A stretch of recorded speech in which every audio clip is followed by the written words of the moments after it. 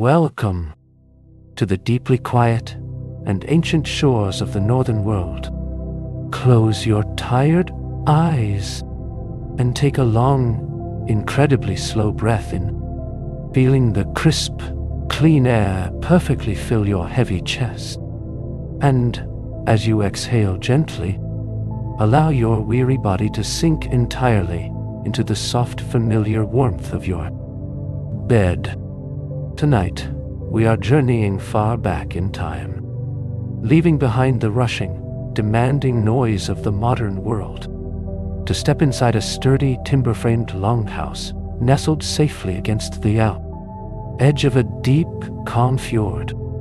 Listen to the rhythmic, soothing lap of the ocean waves against the distant, rocky shore, and the gentle, comforting crackle of the great central hearth, radiating its thick, heavy warmth across the earthen floor. We will quietly explore the remarkable, methodical craftsmanship of the Norse people, their patient, quiet resilience, and their profound, unbroken connection to the vast, living earth. You are completely safe here, sheltered entirely from the rushing sea. So relax your mind, let go of your lingering thoughts, and drift peacefully into the ancient past. The mastery of the ancient Norse seafarers began long before they ever touched the salty waves. Starting deep within the quiet ancient forests of Scandinavia, when constructing their legendary longships, shipwrights did not use heavy, destructive saws to cut their timber. Instead, they carefully selected tall, straight oak trees and methodically cleaved the fresh logs along their natural grain. Using forged iron wedges and heavy wooden mallets, by patiently splitting the wood radially, they perfectly preserved the unbroken strength of the tree's natural fibers, creating thin, highly flexible planks that could bend against the violent ocean swells without breaking. This methodical process, known as the clinker-built method, involved meticulously overlapping the lower edges of these resilient wooden planks, building the hull up from a single, deeply carved central keel. Every strike of the mallet was deliberate, a quiet, rhythmic echo through the dense, towering pines, ensuring the vessel would one day glide seamlessly across the endless, rolling expanse of the northern seas. Once the sweeping, curved hull of the longship was carefully laid out, the shipwrights had to seamlessly bind the overlapping oak planks together to withstand the immense, crushing weight of the open ocean. They achieved this through a meticulous, rhythmic process of iron riveting. A master craftsman would carefully drill precise holes through the overlapping wood, sliding a hand-forged iron rivet through the narrow gap. On the inside of the hull, another worker would gently place a small, square iron washer, known as a rove, over the exposed pin. With slow, heavy, and deliberate strikes of a flat hammer, they would perfectly flatten the end of the rivet, permanently clamping the resilient boards tightly together to ensure the vessel remained entirely watertight against the freezing, creeping seawater. They patiently forced long strands of raw sheep's wool or shed animal hair deep into the seams between every single plank, tightly sealing the gaps with thick, rich, dark pine tar, creating a flexible, impenetrable barrier against the deep. When venturing far beyond the comforting sight of the rugged coastlines, Norse navigators relied on an incredibly refined understanding of the natural world and a profound mastery of primitive optical tools. On days when thick, heavy fog rolled across the water, or when deep gray clouds obscured the vital position of the sun, A seasoned navigator would quietly reach into a small leather pouch and retrieve a piece of perfectly clear crystalline Iceland spar, known as a sunstone. By holding this naturally fractured crystal up to the overcast sky and slowly rotating it before their eyes, they could detect the subtle shifting polarization of the sunlight. As the stone carefully caught the hidden light, it would softly glow or change its precise visual double refraction, revealing the exact location of the hidden sun behind the thick gray clouds. They would then carefully transfer this crucial bearing to a carved wooden sun compass, ensuring their small wooden vessel remained perfectly on course across the vast trackless wilderness of the open sea. Beneath the marshy wet peat of the quiet Scandinavian bogs lay a hidden, invaluable resource that formed the very backbone of Norse survival. Before a blacksmith could ever strike a heavy anvil, they first had to methodically harvest raw bog iron from the damp, freezing earth. In the fading days of autumn, villagers would carefully dig up thick, heavy clumps of reddish-brown mud, packed tightly with small, oxidized iron nodules. They would slowly roast these damp clumps over an open, crackling fire, patiently driving out the deep moisture and burning away the thick organic matter. Once completely dried, this crude ore was carefully fed into a small, cylindrical clay furnace built directly into the soft earth, fueled by perfectly charred, smoldering wood charcoal.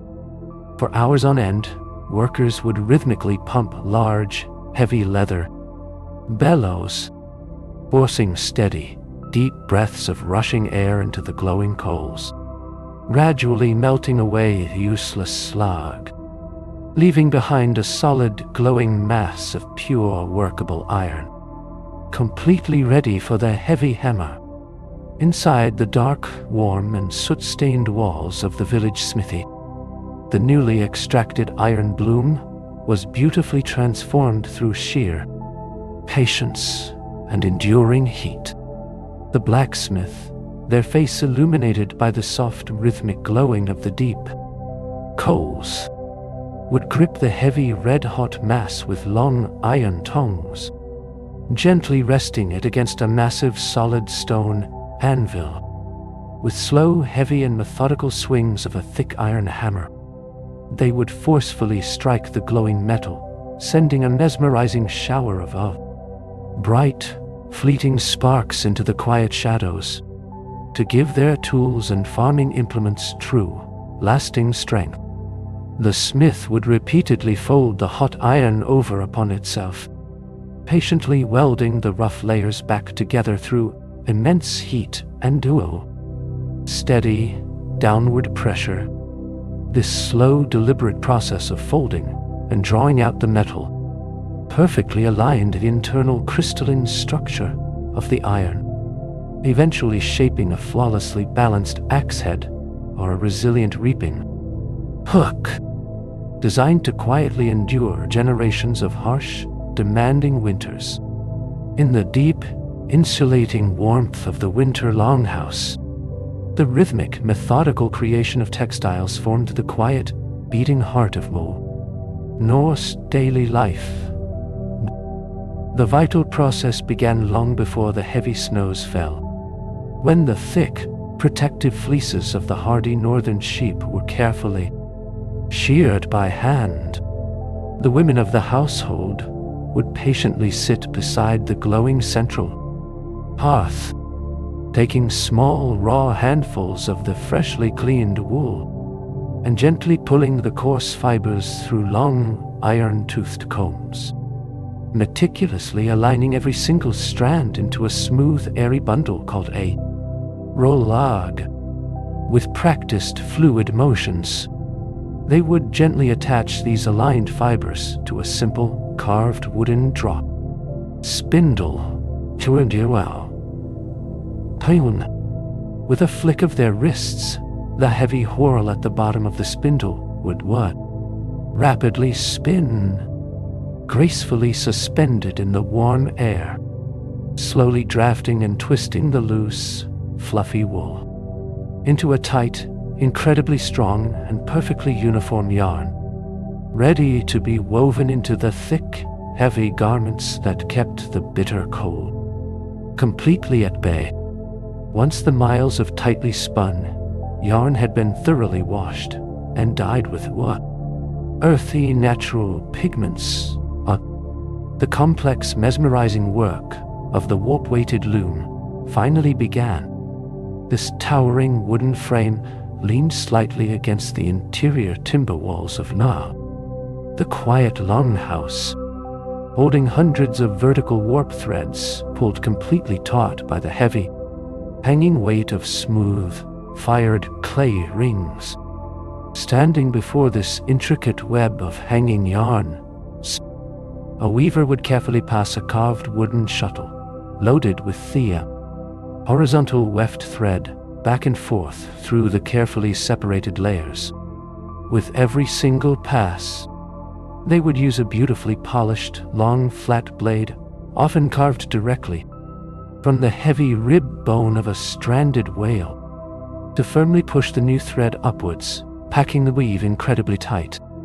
The rhythmic, hollow clinking of the baked clay weights, knocking gently against one another, provided a constant, deeply soothing background melody to the long, dark winter evenings, quietly producing the durable, weather-resistant sails and heavy cloaks defined their entire existence.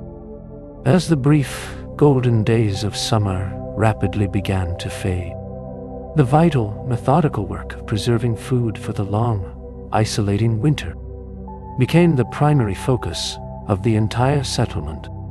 Without the luxury of modern refrigeration, the Norse people relied on a deep ancestral understanding of salt, smoke, and air. Massive catches of cod, pulled from the freezing, nutrient-rich waters, were carefully split open, meticulously cleaned, and hung across massive wooden racks, left entirely to dry in the freezing, salty coastal winds, creating stiff, wooden-like boards of stockfish that could comfortably last for years without spoiling. Inside the dark, smoky rafters of the great longhouse, thick cuts of pork and venison were hung high above the central, ever-burning hearth.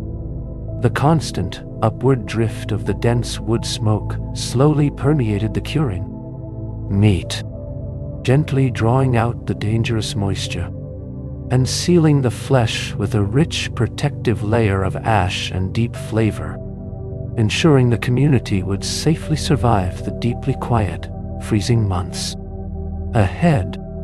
Beyond the heavy salted meats and wind-dried fish, the careful, methodical processing of fresh dairy was absolutely crucial to maintaining health through the deep, sunless winter. The thick, rich milk from their rugged grazing cattle and hardy goats was rarely consumed fresh. Instead, it was patiently transformed into a deeply nourishing, heavily fermented staple known as skyr. After warming the fresh, raw milk over the gentle, low embers of the long fire, the dairy workers would carefully separate the thick, heavy curds from the pale, watery whey. They would then introduce a small, saved portion of older skyr from a previous batch, acting as a vital, living starter culture. As the large wooden vats sat undisturbed in the cool, dark corners of the pantry, natural, safe bacteria would slowly acidify the mixture, transforming it into a dense, tart, and incredibly thick substance, remarkably similar to a heavy strained cheese. This slow, quiet act of fermentation completely preserved the vital proteins and fats, beautifully sustaining the entire family through the darkest, coldest days. At the very center of every sprawling timber-framed longhouse lived the sacred, carefully tended spirit of the long fire. It was the absolute, undeniable core of the entire community, providing essential warmth, dancing light, and a continuous source of deeply comforting energy. Lighting this massive hearth was a slow, deliberate, and remarkably delicate task. A villager would carefully strike a small, sharp piece of high-carbon steel against a rough, fractured nodule of natural flint, sending a tiny fleeting shower of bright sparks downward. To catch these incredibly brief moments of heat, they used the soft, deeply fibrous interior of the tinder fungus, a specialized mushroom carefully harvested from the trunks of dying birch trees and boiled in rich wood ash. This perfectly prepared tinder would instantly catch the smallest spark, transforming it from a fleeting, bright flash into a slow, deep, and beautifully sustained red ember, which was then gently blown into a bundle of dry, brittle grass, softly coaxing the life-giving flames back into the quiet, waiting stones of the hearth, constructing the massive, enduring structure of the traditional timber longhouse was an absolute triumph of community engineering and environmental adaptation. The process began with the careful, methodical laying of large field stones, creating a raised, stable foundation that prevented the heavy, damp earth rotting the lower timbers. Master builders would then raise a complex internal skeleton of massive oak posts, joined seamlessly using precise interlocking mortise and tenon joints entirely, without the need for iron nails, to insulate the sweeping, curved walls against the bitter chill. They wove flexible hazel branches between the vertical posts, creating a sturdy basket-like lattice known as wattle. This tight wooden framework was then densely packed with a thick, heavy mixture of raw clay, animal dung, and chopped straw, a technique called daubing, which dried into a solid, impenetrable barrier against the howling drafts. Finally, the wide sloping roof was covered in thick, overlapping layers of waterproof birch bark, topped with heavy living green turf, seamlessly blending the great hall back into the quiet, rolling landscape of the earth. When a family wished to quietly honor a departed ancestor or commemorate a significant, vital journey, they would turn to the highly skilled, patient hands of a rune master. The arduous work began with the careful selection of a massive smooth granite or sandstone boulder, dragged slowly to a prominent crossroad or quiet burial mound. Using a small hand-forged iron chisel and a heavy wooden mallet, the carver would begin to methodically tap away at the hard, unyielding surface, carefully incising the deep, sweeping curves of the traditional great beast motif. The rhythmic, sharp clicking of the iron biting into the stone would echo softly across the quiet valleys for weeks on end. Once the intricate, intertwining ribbon of the serpent was completely carved, the rune master would carefully fill the deep, hollowed grooves with a vibrant, natural paint, mixing powdered red ochre with heavy animal fat and egg yolks, bringing the ancient, angular runic letters to striking, vivid life, ensuring the quiet memory of their loved ones would endure for countless, untold generations. Before the comforting, heavy scent of baking bread could fill the dark, smoky rafters of the great hall, the daily, rhythmic labor of milling raw grain had to be methodically undertaken. In the quiet, early hours of the morning, A worker would sit before a heavy circular rotary quern, an ingenious hand, mill-crafted from two massive stacked discs of porous, volcanic basalt. By pouring small, carefully measured handfuls of dried barley or tough rye into the central, hollow eye of the top stone, they would grasp a smooth, upright wooden handle and begin to slowly, steadily push the heavy upper wheel in a continuous, grinding circle. The immense, crushing weight of the turning stone ground the tough, fibrous kernels against the grooved surface of the stationary bottom stone, producing a steady, soft cascade of coarse, wholesome flour around the outer edges. This patient, repetitive, and deeply meditative motion was accompanied by the low, hypnotic grating of stone sliding upon stone, providing the essential, nourishing foundation for the heavy, sustaining flatbreads baked upon the open hearth. The creation of personal grooming tools, was a surprisingly delicate and highly revered craft within the bustling, methodical settlements, to craft their iconic, intricately decorated hair combs. Artisans primarily utilized the naturally shed antlers of wild reindeer and red deer.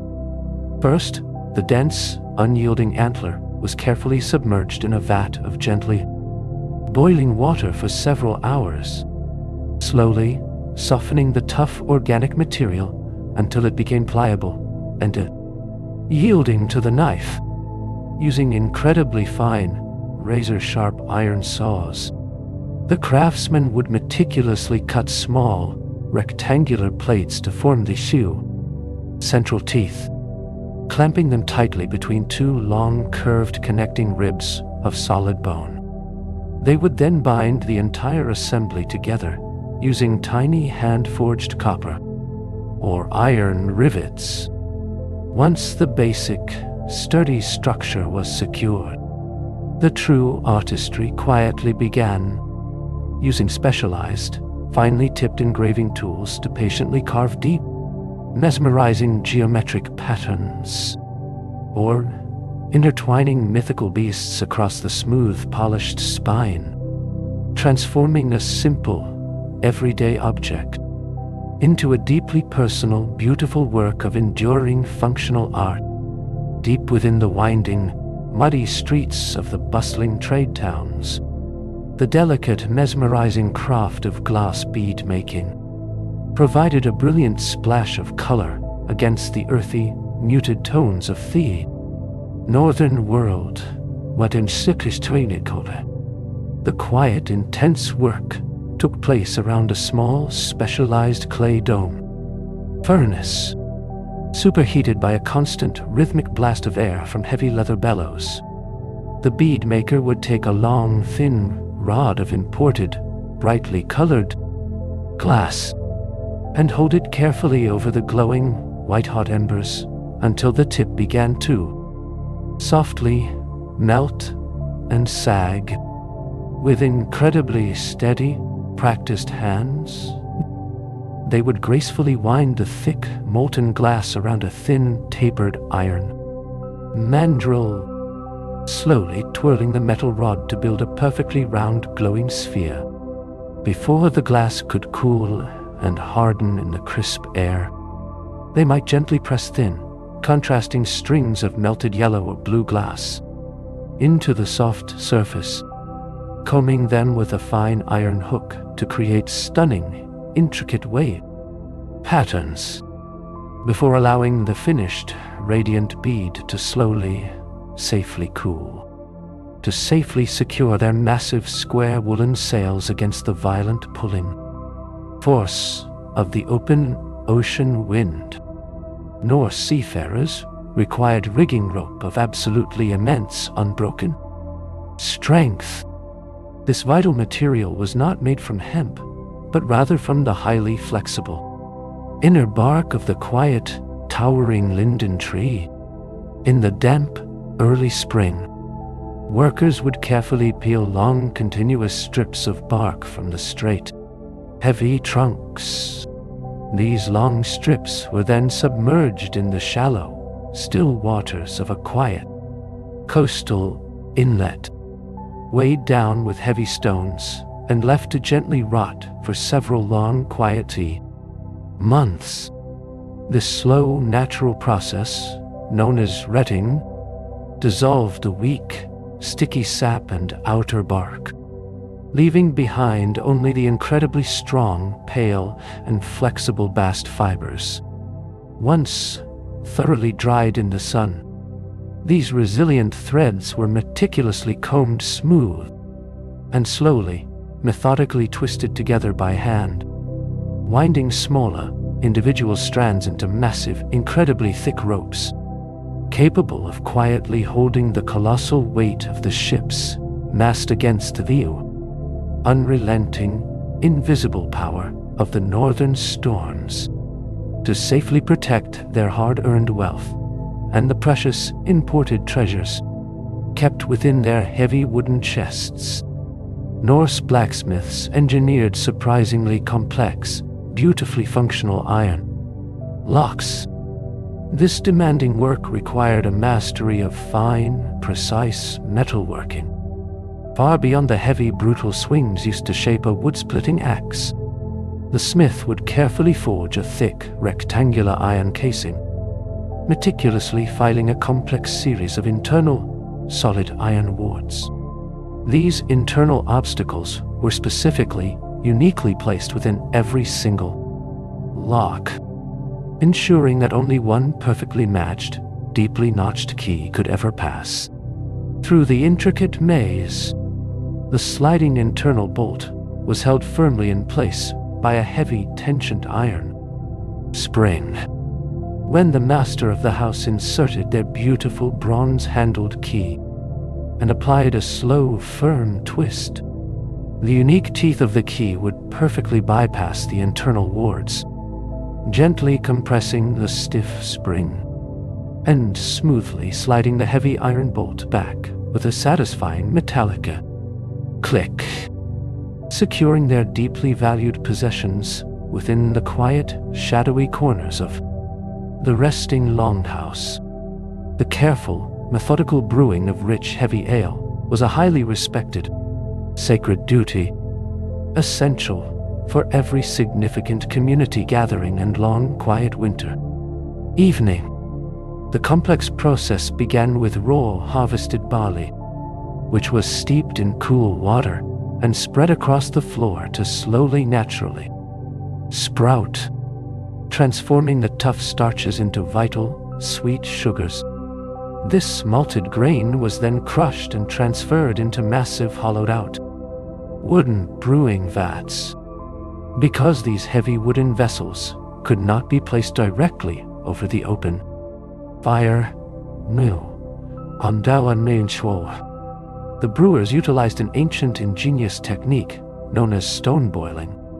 They would carefully select round, solid river stones that would not crack under extreme heat and leave them nestled deep within the glowing, red-hot coals of the main hearth.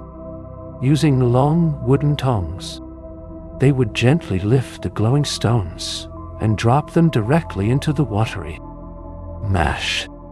The water would instantly hiss and boil, sending thick, sweet-smelling clouds of steam rolling through the rafters, now slowly extracting the rich, deep flavors required for the long, quiet fermentation process ahead. To navigate the damp, muddy fields and the rough, splintered wooden decks of their ships, the Norse crafted highly specialized, beautifully fitted leather footwear, known today as turnshoes. The meticulous process began with high-quality cow or goat hides, deeply tanned using the rich, astringent tannins found in the crushed bark of oak or willow trees. A skilled leather worker would carefully place the user's foot upon the cured hide, precisely tracing and cutting a custom, perfectly fitted sole and a soft wrap-around upper piece. The ingenuity of the turnshoe lay entirely in its unique, methodical assembly. The craftsman would sew the thick leather pieces together completely inside out, using a sharp, polished bone needle and incredibly strong linen thread, heavily coated in natural beeswax.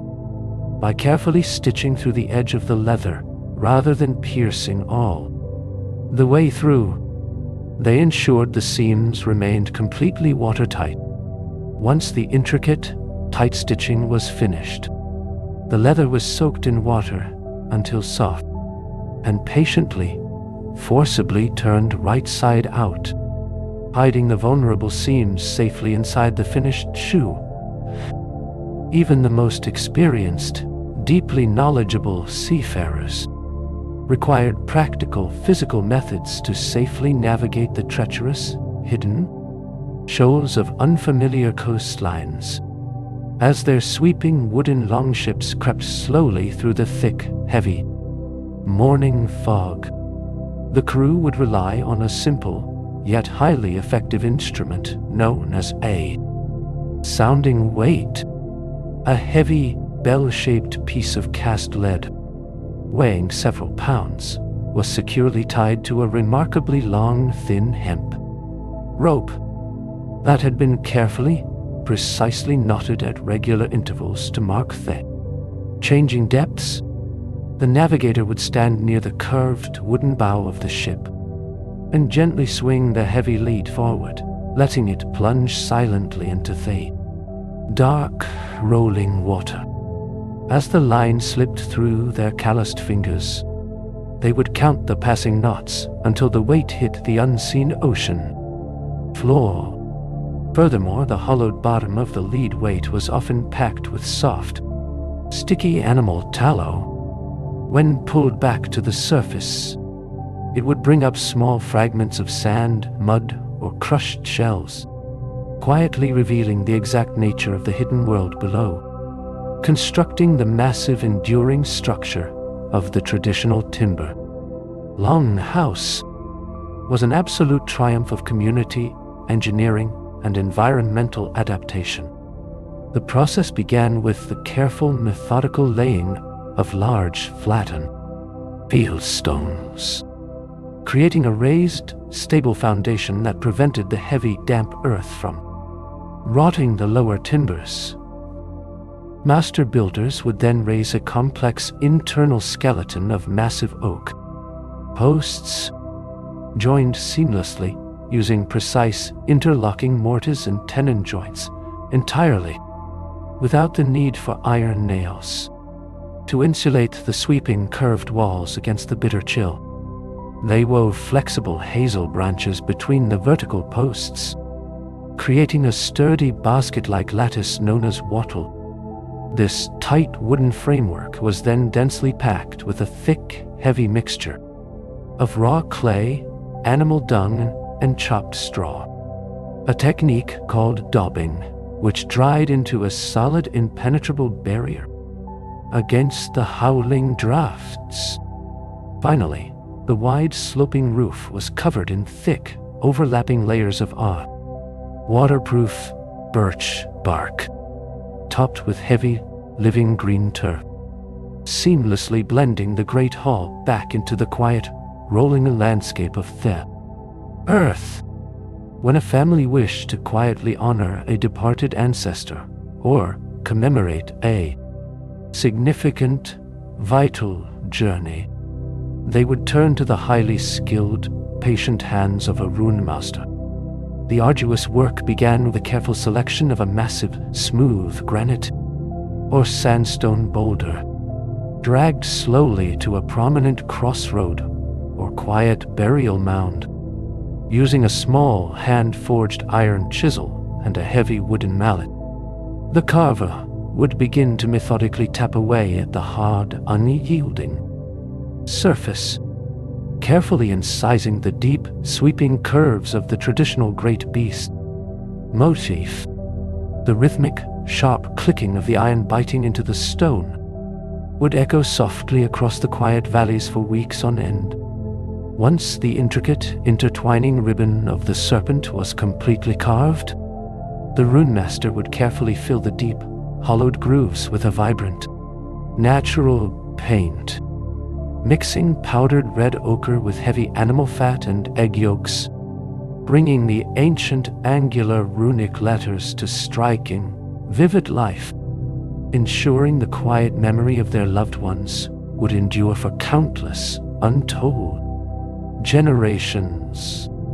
Deep within the steep, rocky quarries of the Norwegian mountains lay an incredibly soft, easily workable rock known as statite or soapstone, because it retained immense heat and never cracked under the direct open flame.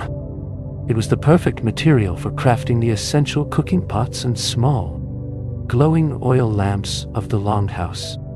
The quiet quarrymen did not simply hack the stone away in unmeasured, messy blocks.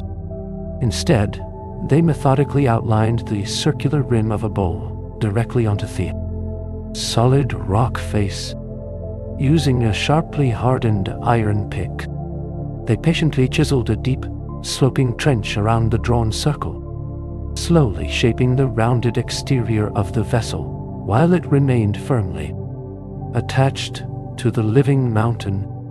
Once the outside was beautifully smoothed and curved, they would drive a heavy wooden wedge beneath the base, cleanly snapping the stone hemisphere free from the earth. Only then would the craftsman sit quietly by the fire, using a smaller, curved iron scoop to carefully hollow out the interior, leaving behind a smooth, enduring vessel, perfectly designed to simmer thick, nourishing stews over the hearth. When the heavy winter snows finally blanketed the rugged valleys, the Norse relied on an ancient, highly refined method of transportation to quietly traverse the deep, suffocating drifts. The crafting of wooden skis was a methodical process requiring a profound understanding of timber. A woodworker would carefully select a straight-grained piece of tough, flexible birch or resilient pine, using a sharp, one-handed iron axe. They would split the wood and patiently plane it down into two long, flat, and surprisingly thin boards to create the essential sweeping curve at the front of the ski. The craftsman would submerge the tips in a vat of boiling water, or bury them deep within the wet, steaming peat of a hot fire. Once the wood fibers were entirely soft and pliable, they would gently bend the tips upward, securing them tightly with leather straps to wooden blocks until they completely dried and held their graceful shape. They would then carve a shallow guiding groove down the exact center of the bottom, ensuring the skis tracked straight and true, allowing them to glide silently across the frozen world. While deeply devoted to their peaceful agricultural lives, the necessity of defense drove the Norse to engineer highly effective, beautifully balanced wooden shields. The craftsmen began by cutting thin, surprisingly light planks of resilient, coniferous wood, usually pine, fir, or linden, arranging them side by side to form a perfect wide circle. Rather than relying on heavy iron bands to hold the fragile wood together, they used a deeply ingenious, flexible binding method. The craftsman would carefully stretch a raw, wet sheet of thin calfskin or tough sheep leather entirely over the front face of the wooden planks. As this raw leather slowly dried in the cool air, it shrank dramatically, pulling the wooden boards incredibly tight and acting as a powerful, unified tension layer that stopped heavy blows from splintering the grain. They would then carefully stitch a rim of hardened rawhide around the entire outer edge, using a sharp bone awl and heavy linen thread. Finally, a thick, rounded iron boss was firmly riveted directly over the center hole, protecting the hand and completing a masterpiece of lightweight, durable engineering to bring vibrant, beautiful life to their thick woolen garments. The women of the settlement practiced a deeply complex, methodical art of botanical chemistry, transforming rough, pale yarn into stunning shades of deep crimson, bright yellow, and rich green. The arduous process of natural dyeing required immense patience and a careful manipulation of temperature to achieve a deep, striking blue. They gathered the green leaves of the woad plant, crushing them into a thick, wet paste. Because the pigment is not naturally water-soluble, the dyers had to create a heavily alkaline bath to draw the color out. They achieved this by patiently fermenting the crushed leaves in large wooden vats of stale, collected ammonia, carefully maintaining a gentle, lukewarm temperature for several days near the hearth. Once the liquid turned a yellowish green, they would gently lower the raw woolen yarn into the vat. The true magic occurred in the quiet moments after the dripping wool was pulled from the water. As the oxygen in the fresh air struck the wet fibers, the yarn would slowly, beautifully shift into a vibrant blue. The vital storage of fresh water, salted fish, and heavy, fermented ale required completely watertight, incredibly durable wooden vessels. To create their iconic buckets and large storage barrels, the Norse utilized the highly advanced mathematical craft of cooperage. A master cooper did not hollow out a solid log, but instead built the vessel from dozens of individual, beautifully shaped wooden staves. Using a two-handled draw knife, they would painstakingly shave each long piece of straight-grained oak or pine, angling the long vertical edges to a precise, calculated degree.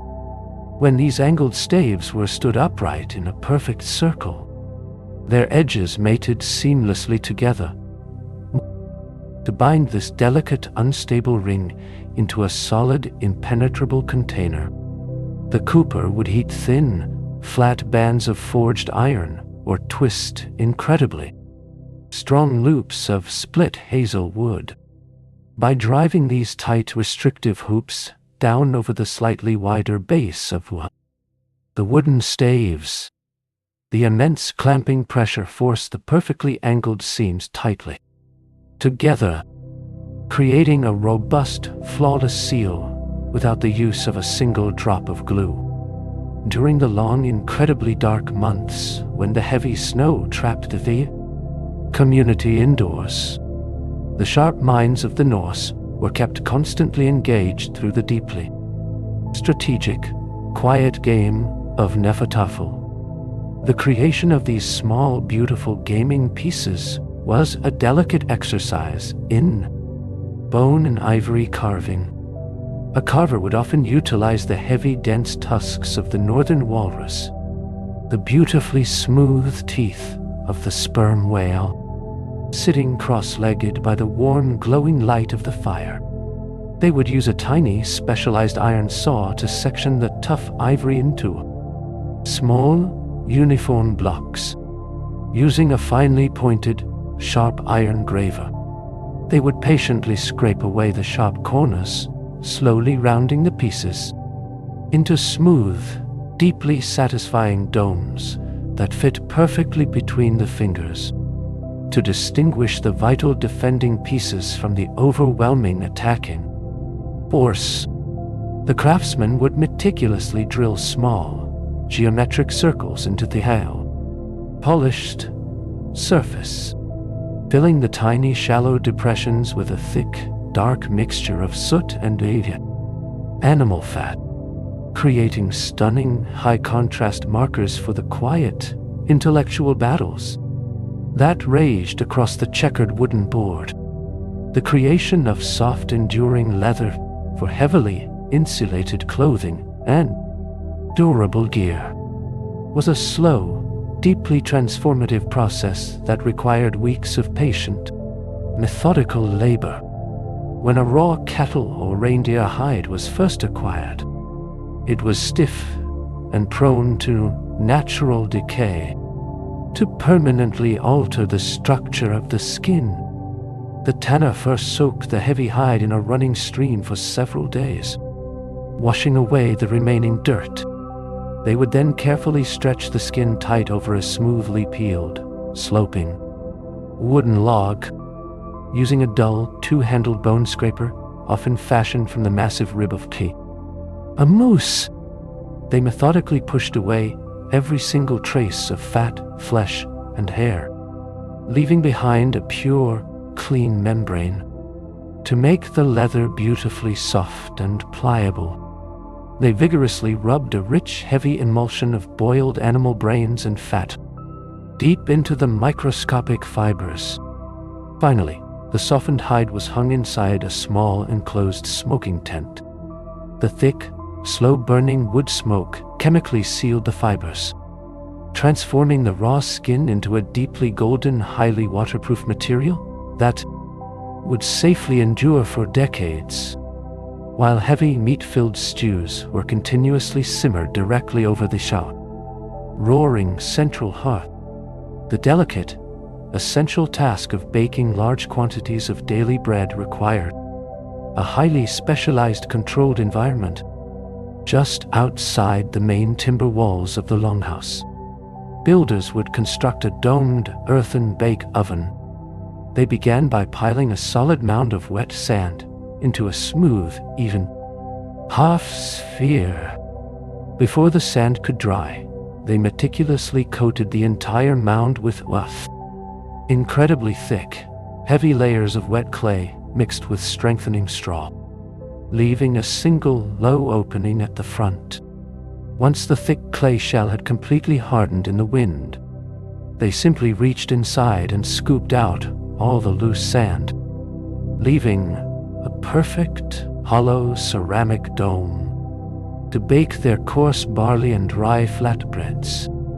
A villager would build a roaring, intense fire entirely inside the empty dome, allowing the thick clay walls to absorb the immense heat for several hours. Once the flames died down, the glowing coals were quickly swept out, and the raw dough was placed directly onto the searing hot floor, baking perfectly in the deep, radiant heat. When the deep, standing waters of the inland lakes froze into thick, unyielding sheets of clear ice, the Norse engineered an incredibly practical method for rapid winter travel. Using the dense, heavy metatarsal bones of butchered cattle or wild horses, a craftsman would carefully strip away all remaining flesh and sinew.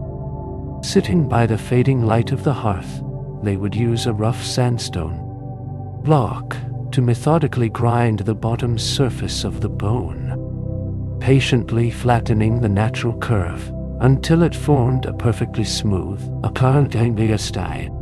sliding edge. With a specialized hand-cranked iron auger, they would slowly bore narrow holes directly through the thick marrow cavity, passing strong, greased leather thongs through the dense bone. These straps were then tied securely around their soft leather turnshoes.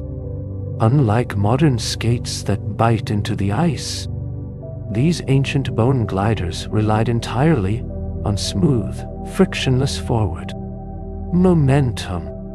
The traveler would propel themselves rhythmically across the frozen expanse, pushing deeply against the ice with a long, iron-tipped wooden pole, gliding silently over the sleeping, winter-locked world to protect their extremities from the biting, relentless chill of the open ocean. The women of the settlement utilized an ingenious, ancient textile technique known as nail binding. Long before the invention of modern knitting, they crafted incredibly dense, heavy mittens and thick winter socks using only a single, flat needle, carved painstakingly from the polished rib bone of a sheep.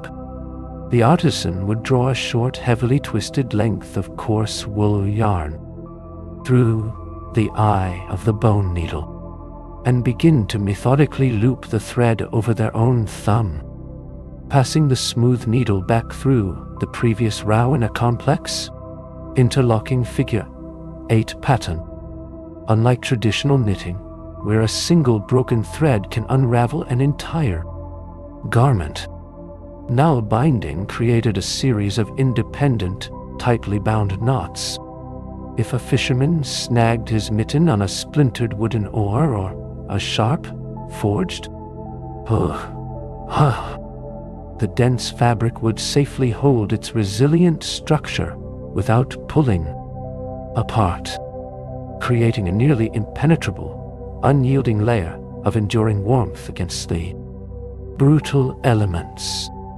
Within the lively, smoke-filled atmosphere of a celebratory feast, the primary vessel passed between the heavy, calloused hands of the villagers was the iconic, beautifully crafted drinking horn.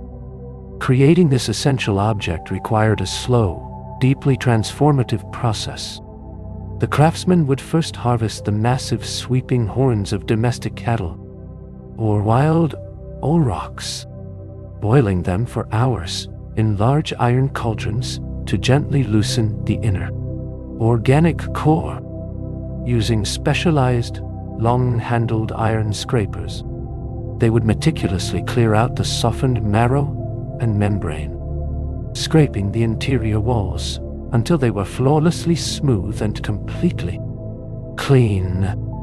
To polish the rough exterior, they would rub the hard keratin with fine sand and coarse animal hair, gradually revealing the deep, mesmerizing natural colors hidden within the dense material. Finally, a highly skilled metalworker would carefully fashion a beautiful, sweeping rim of hammered bronze or bright silver, securing it to the wide mouth with tiny, hand-forged rivets, transforming a simple byproduct of the pasture into a revered, shining vessel of enduring community and shared history.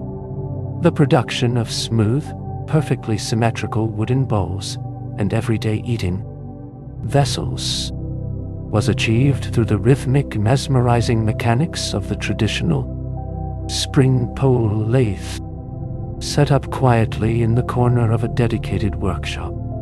The lathe utilized the natural, powerful tension of a long, flexible sapling, mounted firmly above the workbench.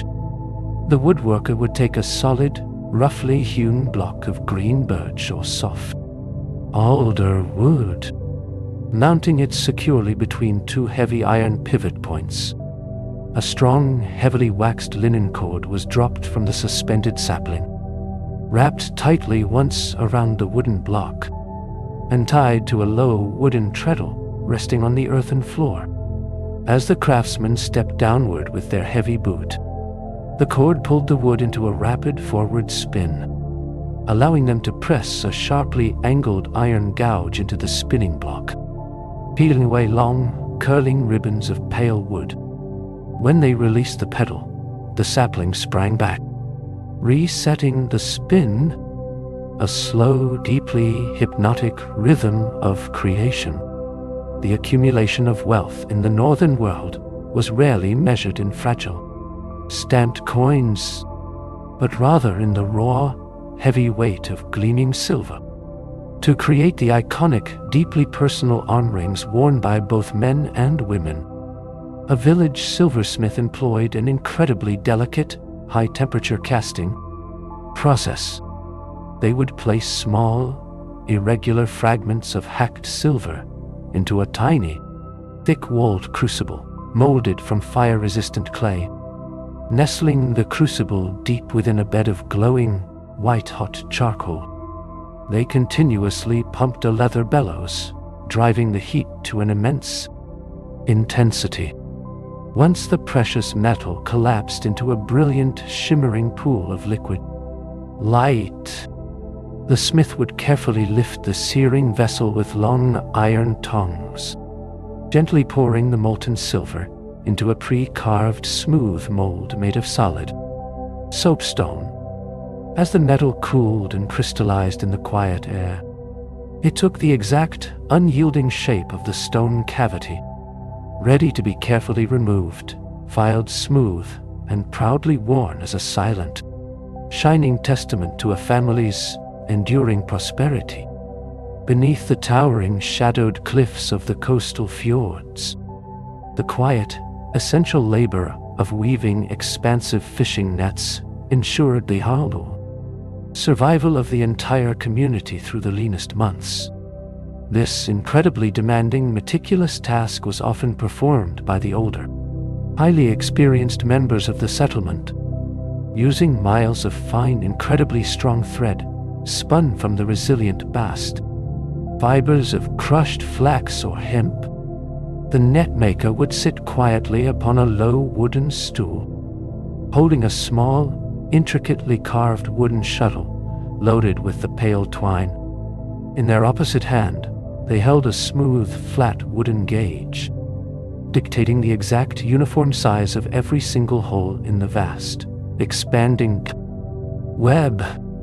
With a fluid, practiced flick of the wrist, they would pass the wooden shuttle through the previous loop, expertly tying a tight, unyielding sheet bend knot around the gauge. Row upon row, hour upon hour, the rhythmic, almost invisible dance of the wooden shuttle created a colossal, lightweight trap designed to peacefully harvest the hidden silver bounties of the deep water.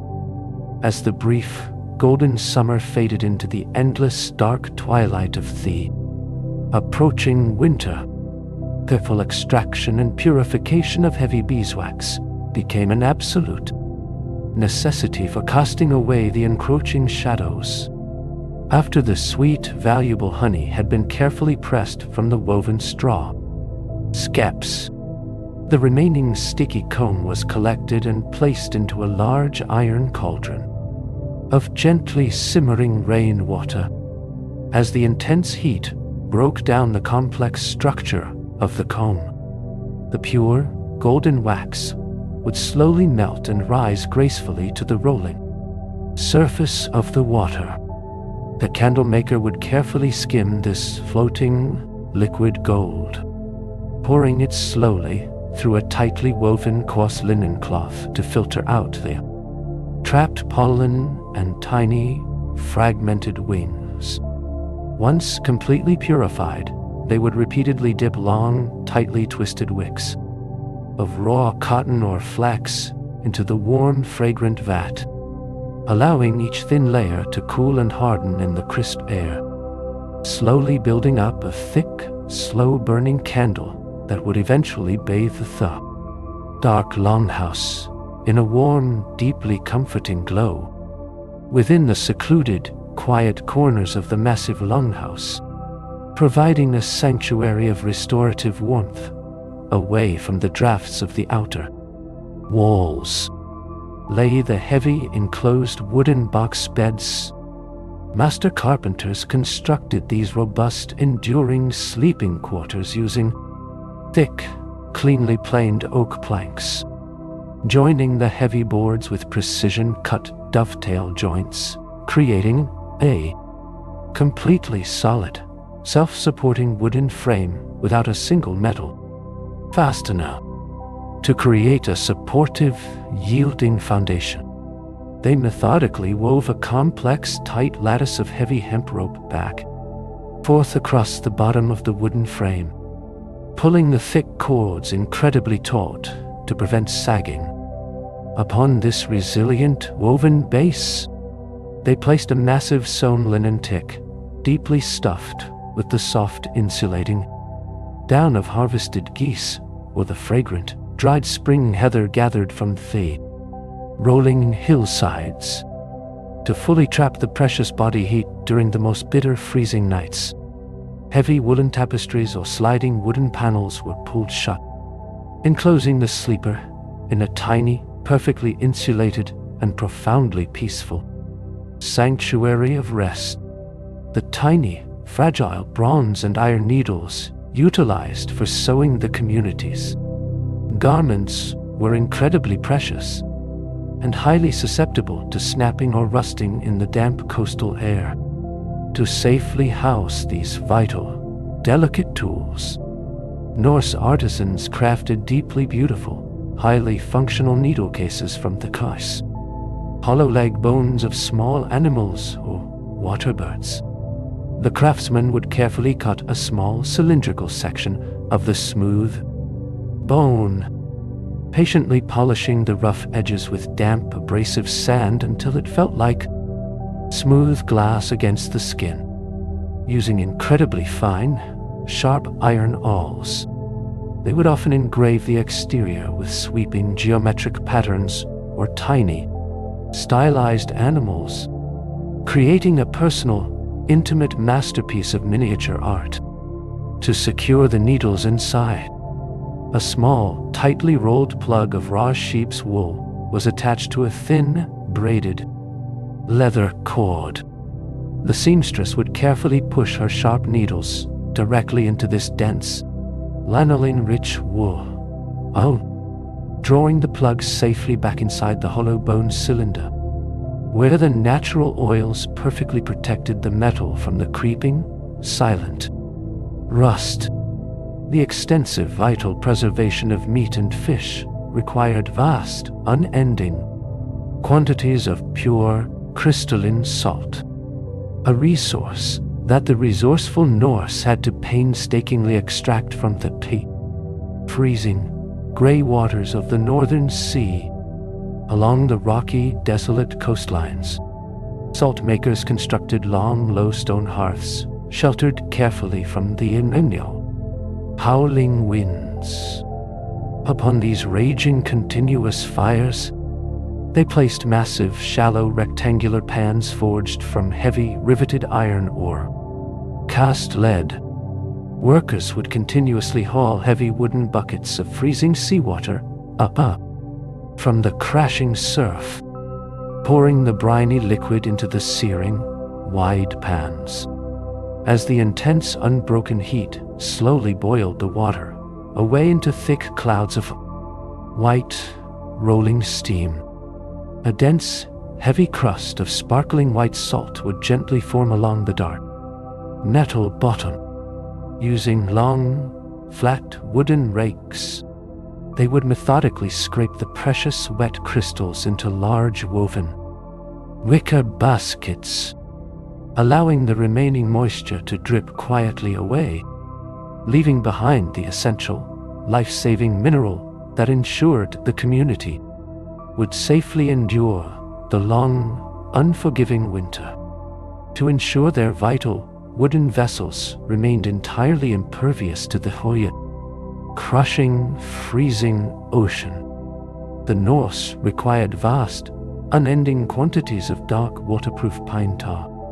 Producing this essential material was a massive, highly coordinated communal effort. Woodworkers would first harvest hundreds of resin-heavy pine roots, chopping them methodically into small, uniform splinters. On a sloping hillside, they dug a massive, funnel-shaped earth pit lining the steep walls tightly with thick, wet clay. The pine splinters were meticulously stacked inside the pit and completely covered with a heavy, suffocating layer of green turf and damp soil. By carefully lighting a fire at the top of the mound, they created a slow, oxygen-starved burn that roasted the wood below. Over several long, quiet days, the intense, trapped heat caused the natural resin to boil and seep downward, collecting at the narrow bottom of the clay funnel. A hidden wooden pipe, buried deep within the hillside, gently guided the thick, bubbling black tar directly into waiting oak barrels, perfectly ready to seal the great longships. Before the village blacksmith could ever shape a sturdy axe head or forge a delicate iron rivet, they absolutely required the intense, sustained heat of pure wood charcoal. Crafting this fuel was a deeply patient, highly scientific process of controlled combustion. Deep in the damp, quiet forests, charcoal burners would construct massive, dome-shaped structures called clamps. They began by driving a central wooden pole into the forest floor, meticulously stacking thousands of tightly packed oak and birch logs around it in a perfect geometric circle. Once the massive pile reached high above their heads, they covered the entire wooden dome with a thick, heavy layer of damp earth and crushed charcoal dust, sealing out the oxygen. The burners would drop glowing embers down the central chimney space, initiating a deep, slow smolder within the belly of the clamp.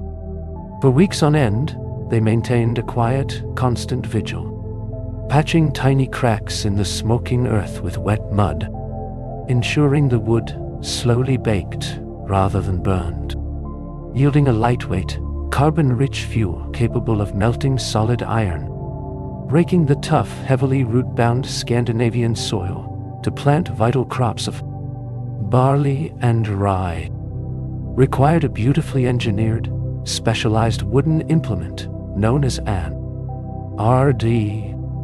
Unlike the heavy, deep-cutting plows of later centuries, the Viking art was designed to gently scratch and open the surface of the rocky earth without turning it completely over.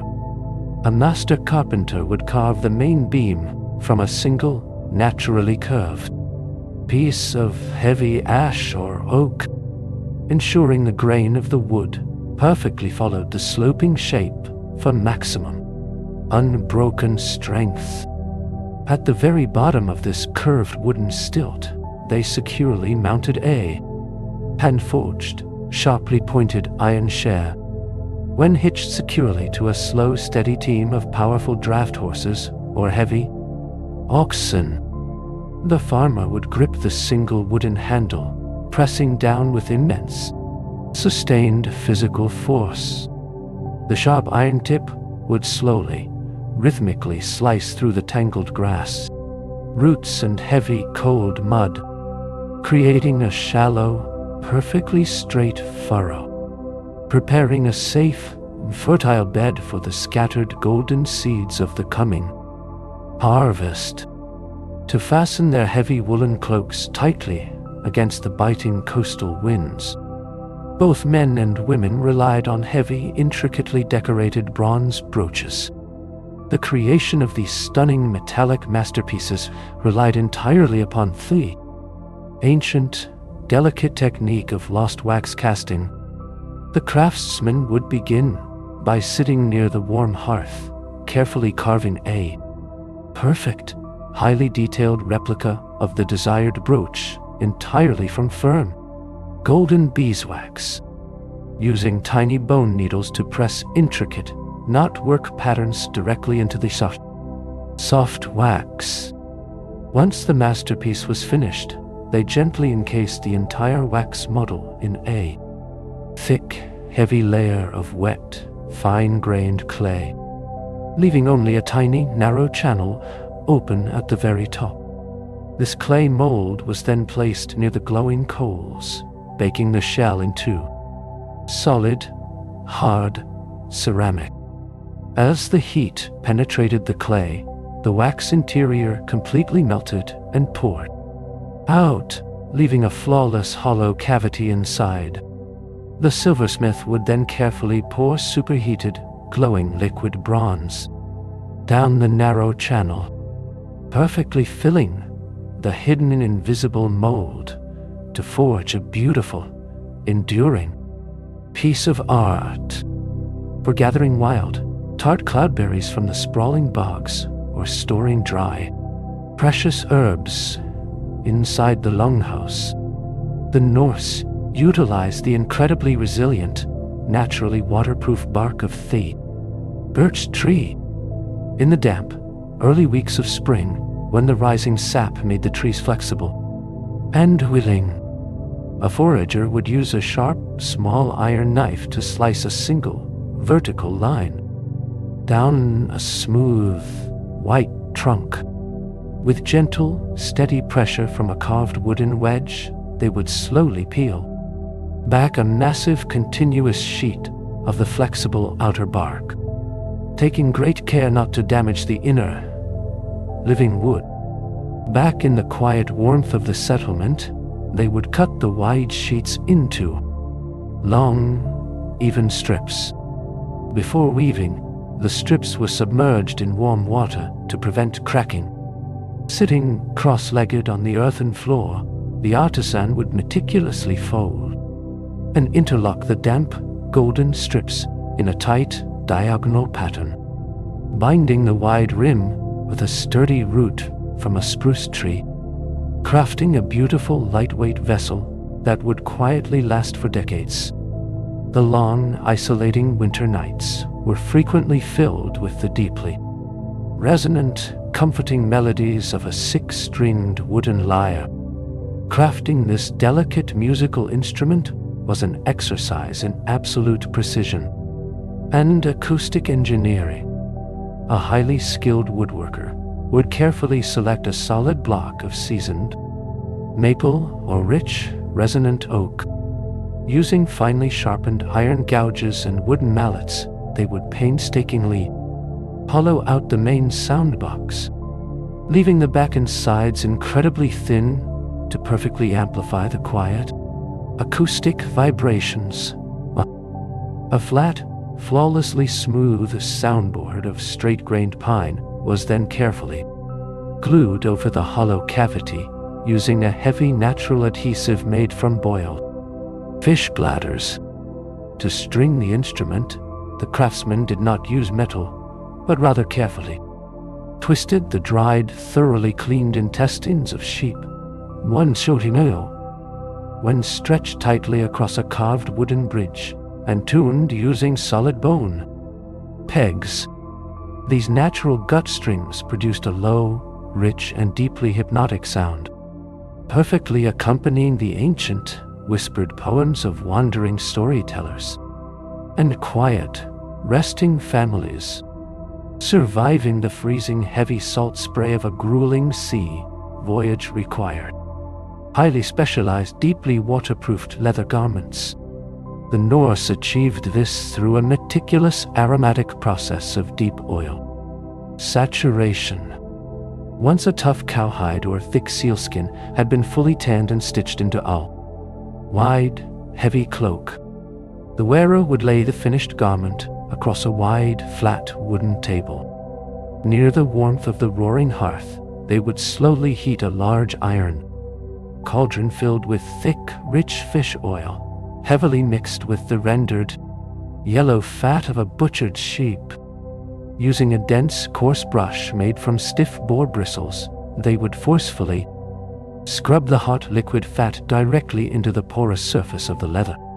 The intense heat allowed the heavy oils to completely penetrate the microscopic fibers, permanently repelling the creeping cold moisture. They would repeat this rhythmic, methodical coating several times until the heavy leather became deeply supple, incredibly dark, and completely impervious to the relentless, driving rain of the harsh northern seas. To construct a single, ocean-going longship, a village blacksmith had to methodically forge thousands of identical heavy iron rivets.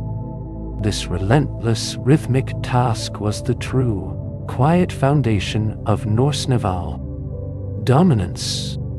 Standing before a blazing charcoal-fueled forge, the smith would take a long, thin rod of raw iron and thrust it deep into the white-hot coals. Once the tip glowed a brilliant, blinding yellow, they quickly pulled it to the heavy stone anvil. With a few rapid, highly precise strikes of a flat hammer, they tapered the glowing end to a sharp, functional point. Then, they would quickly slide the rod into a specialized iron heading tool, heavy metal plate with a perfectly sized circular hole. By striking the protruding, glowing top of the rod with a massive, heavy hammer, They flattened the metal entirely, creating a wide, perfectly round head in a single, fluid motion. The smith would quickly cut the finished nail free with a sharp iron chisel, dropping it hissing and boiling into a wooden bucket of cold water. To maintain the razor-sharp, lethal edge of an iron felling axe or a delicate wood-carving knife, every Norse craftsman carried a personal, carefully shaped whetstone. The absolute finest material for these vital sharpening tools was a fine-grained, light gray schist, laboriously quarried from the steep, rocky slopes of the Norwegian mountains. The quarrymen did not use explosives or heavy, destructive machinery. Instead, they utilized a patient, ancient technique called fire setting. They would carefully stack dry, heavy firewood directly against the exposed, vertical rock face and light a massive, intense fire. As the solid stone grew incredibly hot, they would suddenly throw heavy buckets of freezing, icy water directly onto the blazing rock. The massive, instant thermal shock caused the mountain to forcefully fracture and naturally split along its internal grain. Using long iron pry bars, workers would gently peel away these perfectly flat, natural slabs of stone, which were then broken down, carefully smoothed with sand, and patiently shaped into the beautiful, enduring sharpening stones that kept their vital tools constantly ready. Beyond the daily soft fermentation of milk into thick skyr, the Norse methodically crafted massive, heavy wheels of hard cheese to safely store vital calories for the deep winter. The process began by heating dozens of gallons of fresh, rich cow's milk in a colossal iron cauldron suspended over the long fire. To force the warm milk to rapidly curdle and separate, the dairy workers utilized a natural, complex enzyme extracted from the dried, carefully preserved stomach lining of a butchered calf.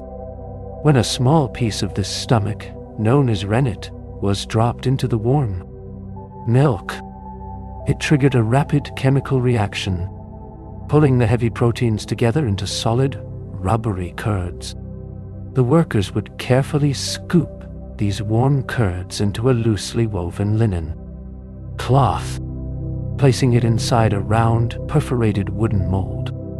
Using a heavy, flat wooden press, weighed down by massive river stones, they slowly, steadily squeezed every remaining drop of watery whey from the mold, creating a dense, solid wheel of cheese that would age perfectly in the dark.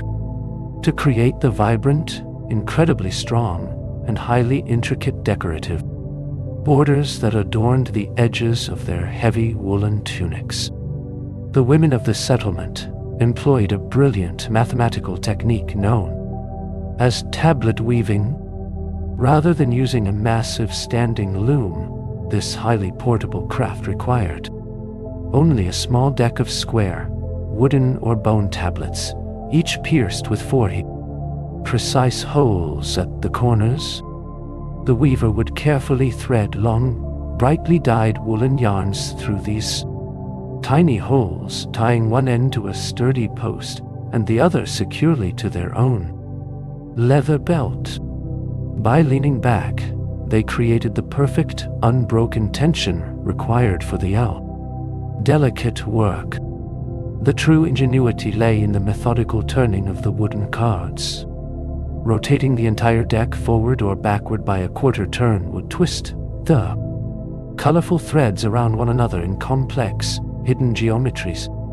Before every single turn, the weaver would pass a wooden shuttle carrying the weft thread through the opening, slowly building a thick, resilient, and deeply beautiful band of enduring woven art. As the intense, fleeting warmth of the late summer sun reached its absolute peak, the sheer survival of the settlement's vital livestock dictated the massive, communal effort of the hay harvest. The Norse farmers relied on a beautifully specialized tool, an elongated, gracefully curved iron scythe mounted upon a long, smooth wooden snath. Starting at the very edge of the lush, green meadows, a line of workers would advance with a slow, deeply hypnotic rhythm, swinging the heavy iron blades in wide, sweeping arcs just above the damp soil. They methodically sliced through the thick, fibrous stalks of wild grasses and blooming herbs.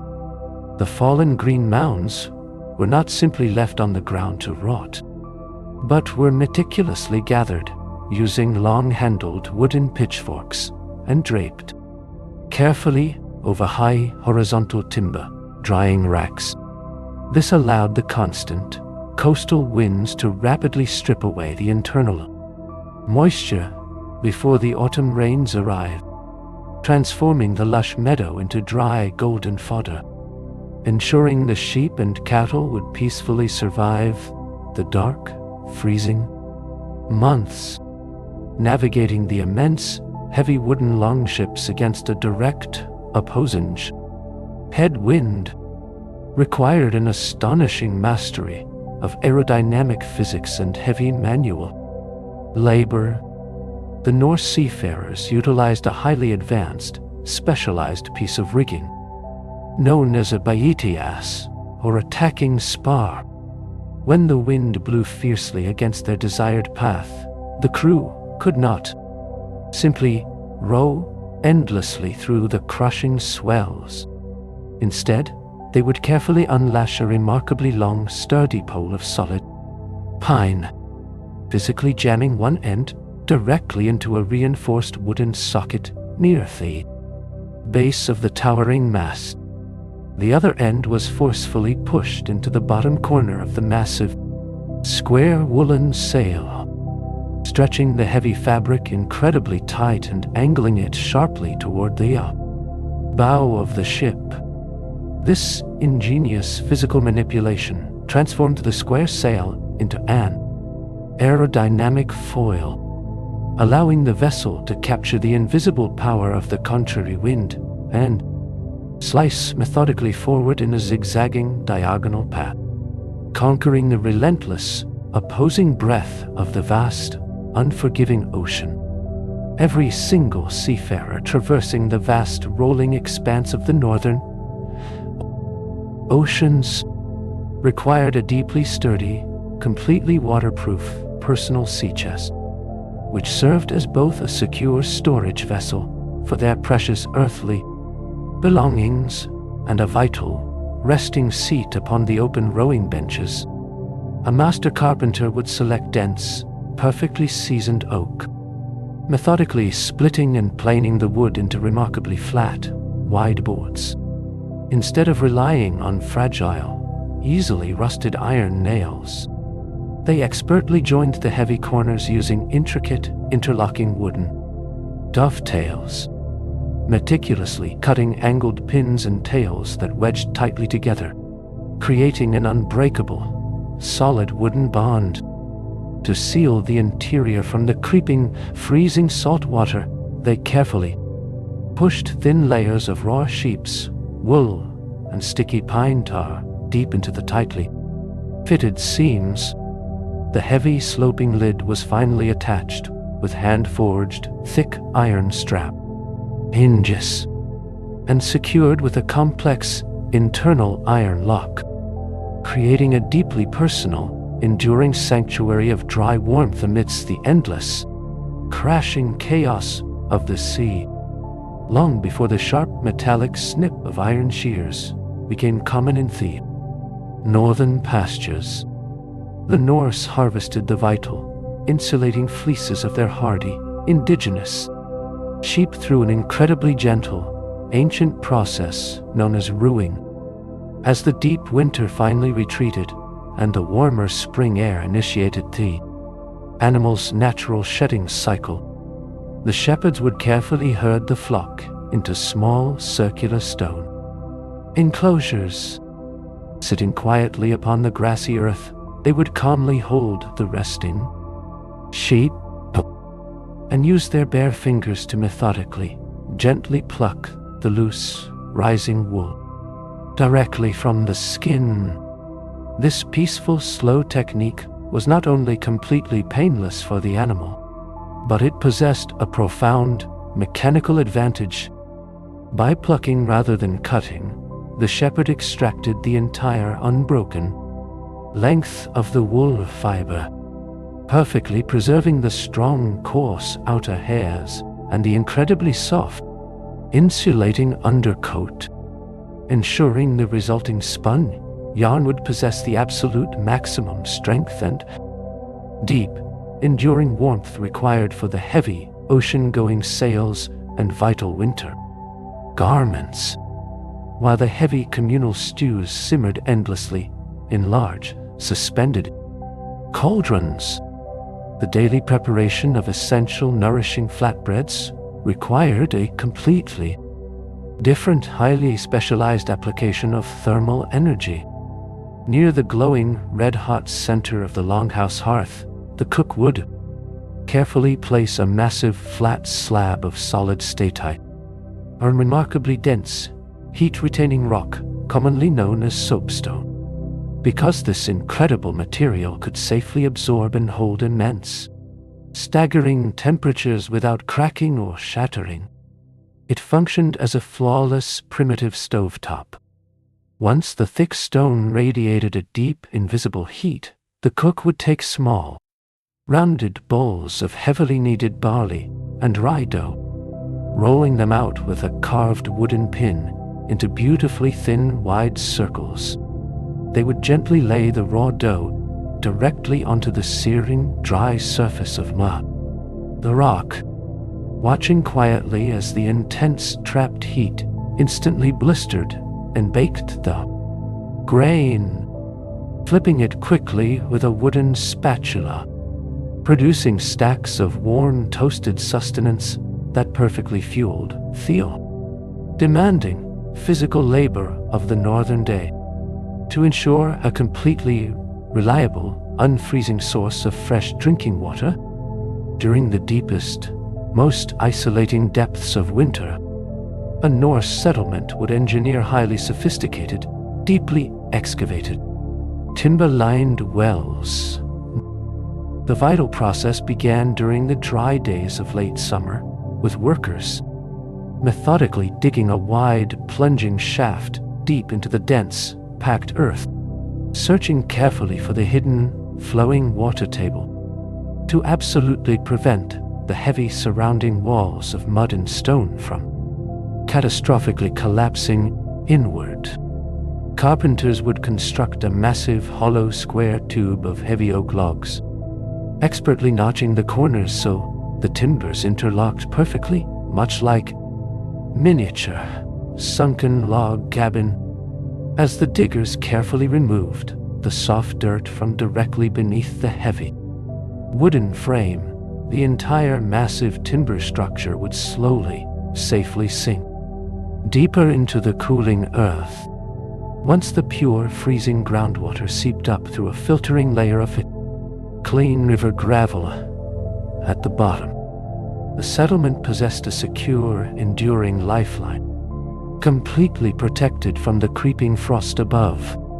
Maintaining physical cleanliness and promoting deep, restorative health was a vital, highly revered aspect of the Norse weekly routine, deeply centered around the methodical construction of the badstofa, or heated bathhouse.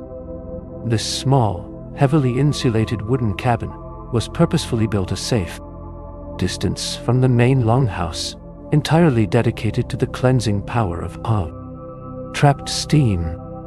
In the center of the dark, quiet room, builders engineered a massive, domed stone oven, carefully packing hundreds of round, solid river cobbles over a deep fire pit. For several hours, a roaring wood fire would heat the heavy stones until they glowed a dull, menacing red in the dim light. Once the smoke was carefully vented through a small hole in the turf roof, the bathers would enter the sweltering, deeply silent room, With a carved wooden ladle, they would slowly pour fresh, cold water directly over the searing stones, instantly producing a thick, deafening hiss as a rolling, invisible wall of intense, purifying steam completely enveloped their tired, laboring bodies. When the thick, heavy snows finally erased the familiar, winding mud pathways of Hull, the settlement, the transportation of heavy firewood, iron ore, and vital winter supplies shifted entirely to the beautifully engineered, low-riding wooden sledges. The construction of these sledges required a deep understanding of weight, distribution, and friction. A master woodworker would carefully carve two incredibly long sweeping runners from straight-grained ash wood, intentionally leaving them remarkably wide to perfectly float across the top of fjord. The deep, suffocating snowdrifts without sinking. To minimize the intense, dragging friction against the frozen earth, they would methodically heat thick, heavy blocks of sticky pine pitch and smooth beeswax over the fire, rubbing the melting protective mixture completely along the bottom of the wooden runners.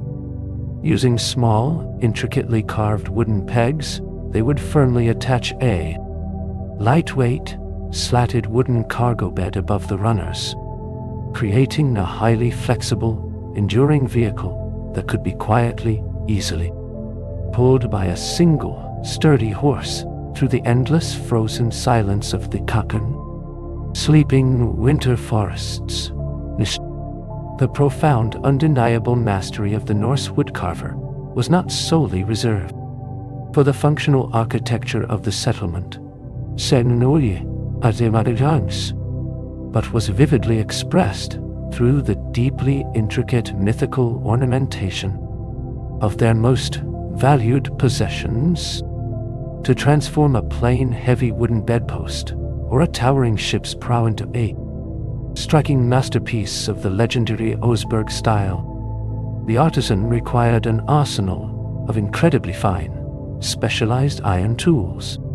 Sitting in the quiet, focused light of the doorway, they would use tiny, sharply hooked iron gouges to methodically remove thousands of tiny slivers of dark oak, slowly, patiently revealing a deeply layered, three-dimensional web of intertwining mythical beasts and gripping, elongated serpents. The true genius of the carver lay in their brilliant use of varying depths, creating deep, shadowed recesses that perfectly contrasted with the smooth, highly polished, curving bodies of the wooden creatures. Every single, deliberate stroke of the razor-sharp iron was a quiet, physical prayer, breathing enduring, fierce life into the silent, unyielding grain of the ancient timber. To forge a blade of truly legendary strength and mesmerizing beauty, the Norse blacksmith employed a highly complex, deeply meticulous technique known as pattern welding. The process began by taking long, thin rods of soft, flexible iron and alternating them with rods of hard, high-carbon steel. By heating these clustered rods in the roaring forge until they glowed a blinding, translucent yellow, the smith would use heavy, specialized tongs to physically twist the glowing metals tightly together like a thick, metallic rope.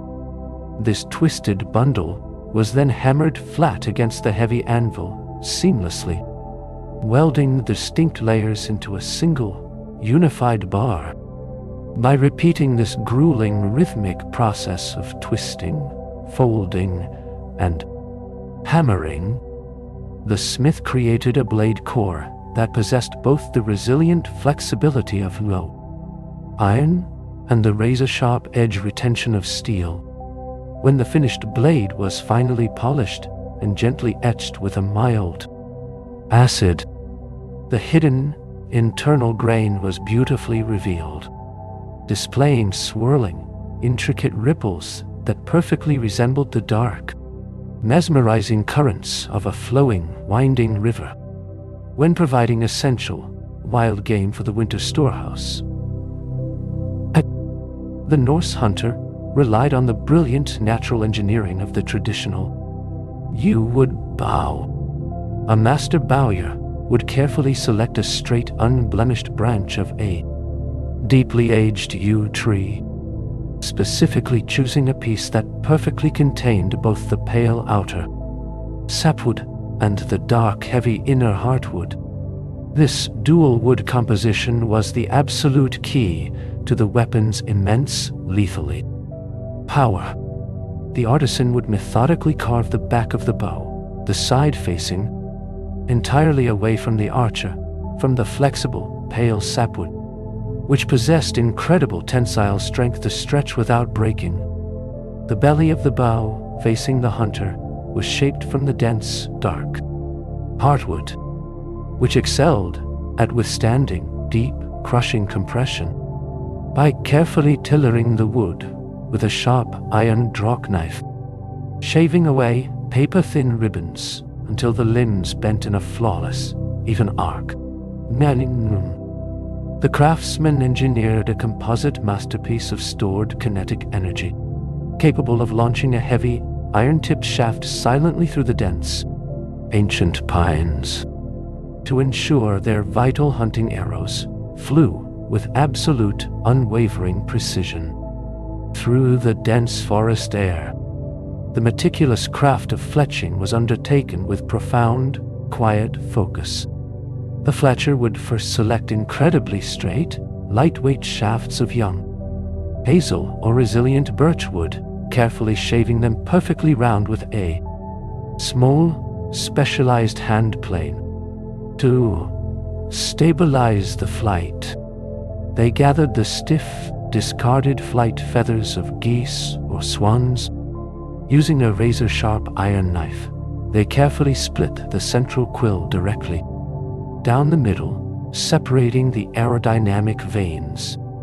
These delicate feathers were not simply glued to the wood. Instead, the fletcher would expertly wrap them to the back of the shaft using incredibly fine, tightly spun linen thread or dried animal sinew to securely seal the binding and protect it from the damp, creeping coastal moisture. They would gently melt a small lump of dark, sticky birch bark pitch over a low candle flame, carefully painting the worn, fragrant resin over the tightly bound threads, ensuring the feathers would never fail. The careful, deeply revered process of brewing traditional mead was an essential, seasonal duty that completely captured the golden, fleeting essence of the summer months. The brewers would begin by meticulously gathering raw, unfiltered honey from thin, fragile, woven straw hives, mixing it carefully with pure cold spring water inside a massive heavy wooden barrel to initiate the vital transformative magic of fermentation. They did not rely on cultivated, modern yeast. Instead, they utilized an ancient, deeply cherished family heirloom known as a brewing totem or a yeast log. This was a beautifully carved, deeply porous stick of birch or juniper wood that had been purposefully used in countless successful previous batches. By gently stirring the sweet, watery mixture with this specific treasured artifact, the dormant wild yeast colonies safely resting deep within the microscopic grain of the wood were instantly reawakened. Over several quiet, dark weeks resting in the corner of the longhouse, these natural, invisible forces would slowly transform the golden water into a rich, deeply warming, and deeply intoxicating nectar to transport vital drinking water or heavy, fermented ale on long, grueling journeys. Norse leatherworkers engineered incredibly lightweight, completely shatterproof Vessels, using an ingenious transformative process known as quibuili, or boiled leather. The artisan would begin by cutting thick, raw cowhide, carefully stitching it into the rough shape of a bottle or a tall drinking jug, completely inside out. Once the watertight seams were flawlessly secured, they would force the vessel right side out and pack the interior entirely full of clean, dry sand, pushing the wet leather outward into its final, rigid shape.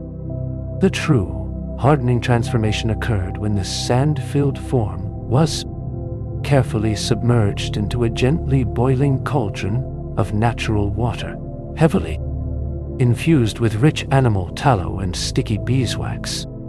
As the intense heat struck the raw hide, the microscopic collagen fibers instantly shrank and permanently locked together. When the vessel was finally removed and allowed to perfectly cool in the crisp air, the leather had become incredibly stiff, deeply darkened, and completely, flawlessly watertight. The assembly of finely crafted wooden chests, delicate musical instruments, deeply complex composite bows, required an incredibly powerful, natural adhesive that could safely withstand the harsh, damp climate. To create this vital binding agent, artisans engaged in the slow, deeply methodical reduction of animal hide glue. Following the autumn livestock harvest, resourceful workers would gather the tough, discarded scraps of raw skin, connective tissue, and heavy hooves. These organic materials were placed into a massive, heavy iron cauldron, completely covered with fresh rainwater, and hung directly over a low, smoldering fire. For several long, quiet days, the mixture was left to gently, continuously simmer. The slow, unbroken heat carefully broke down the tough, fibrous proteins, extracting a thick, gelatinous substance into the water.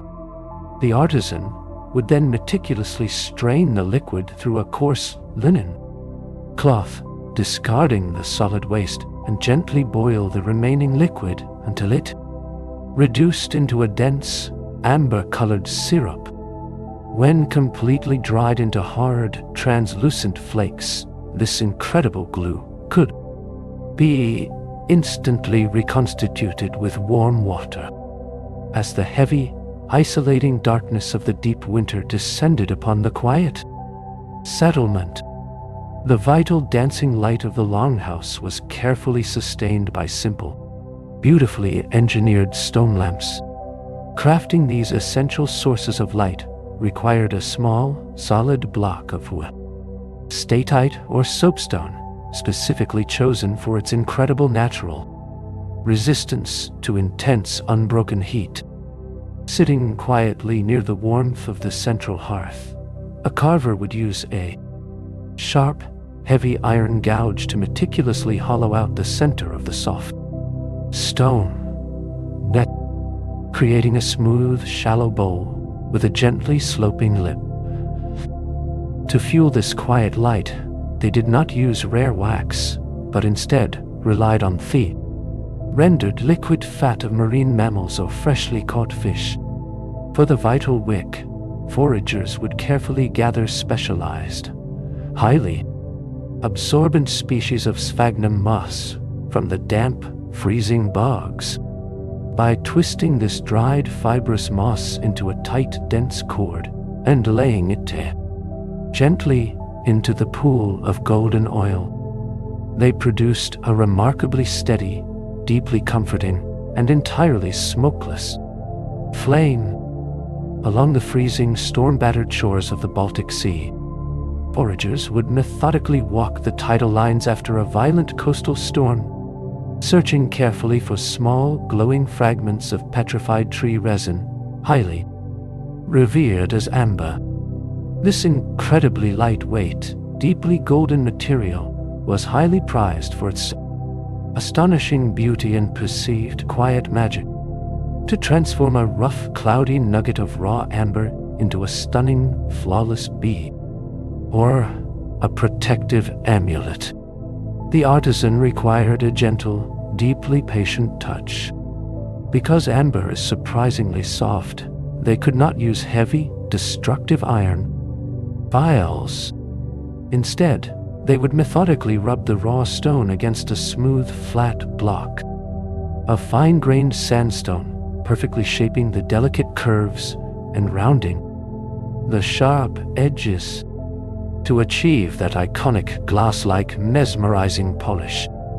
They would briskly rub the shaped amber against a piece of heavy natural woolen cloth, coated lightly with crushed chalk and rich animal fat. This slow, rhythmic, and highly repetitive friction slowly revealed the deep, trapped golden light, flawlessly preserved for millions of quiet years.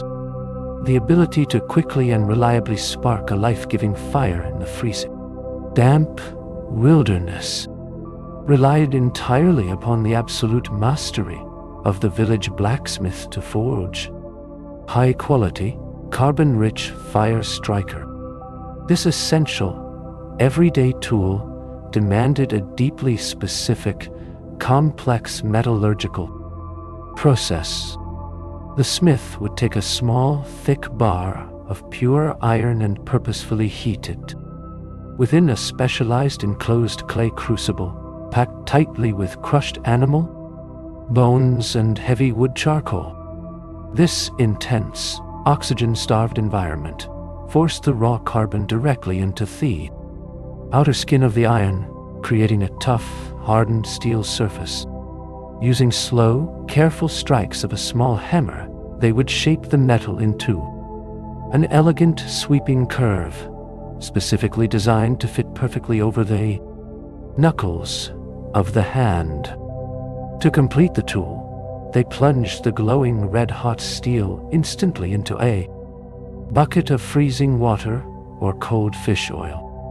This sudden, violent quenching locked the crystalline structure of the metal, making it incredibly hard, perfectly capable of tearing brilliant, hot sparks from a piece of raw flint. During the long, deeply quiet hours of the winter twilight, the soft, haunting melodies of a carved bone flute provided a profound creative comfort to the resting community. The creation of this delicate, deeply personal instrument was a brilliant exercise in utilizing every single part of the harvested livestock. A musician would carefully select the straight, dense tibia bone of a butchered sheep or a wild deer. Using a small, razor-sharp knife, they meticulously scraped away every trace of flesh, boiling the hollow bone in rich wood ash to completely dissolve the heavy, internal marrow.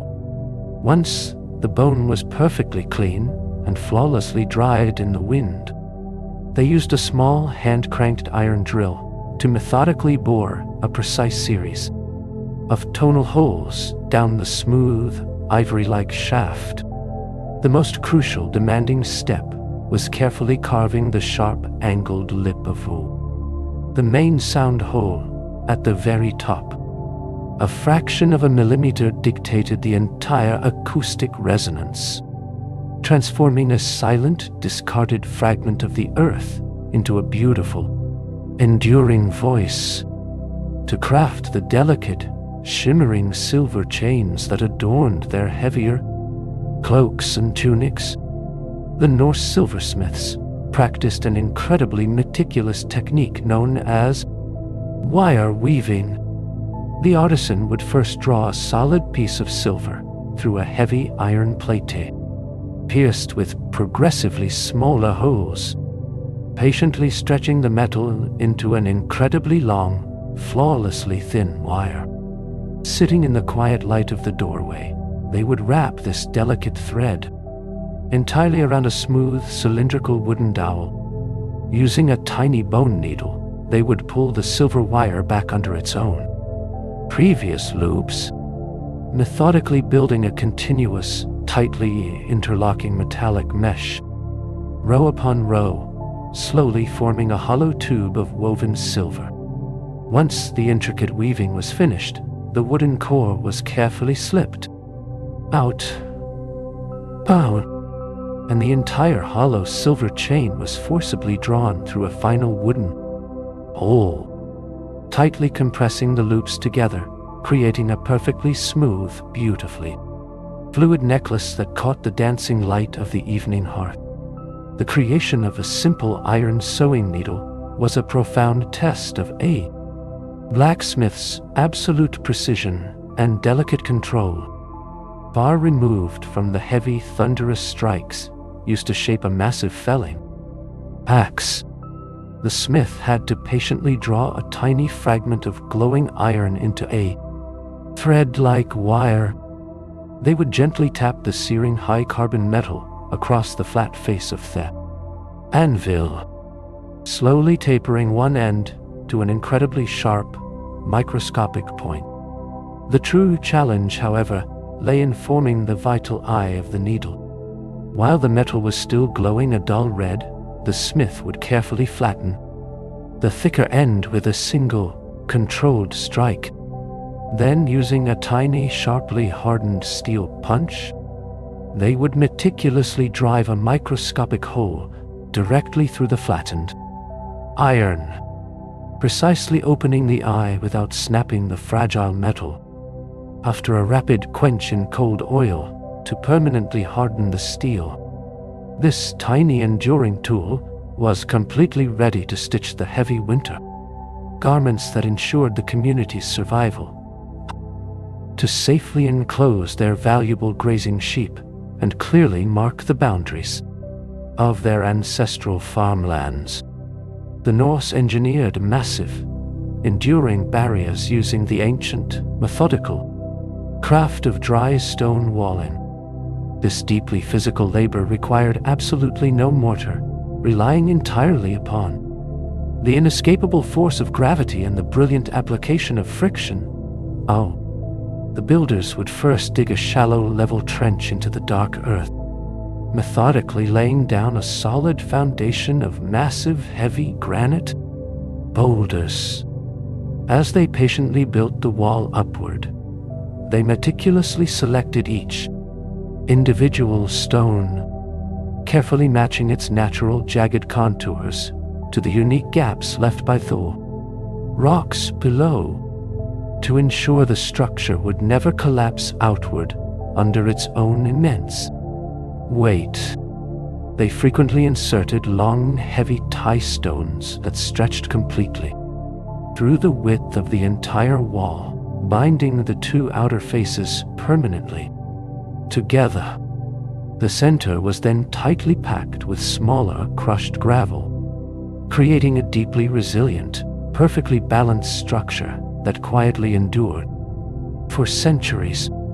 As the deep, freezing chill of the long winter finally approached, the absolute highest quality of insulation was methodically gathered from the rugged, wind-swept coastal islands.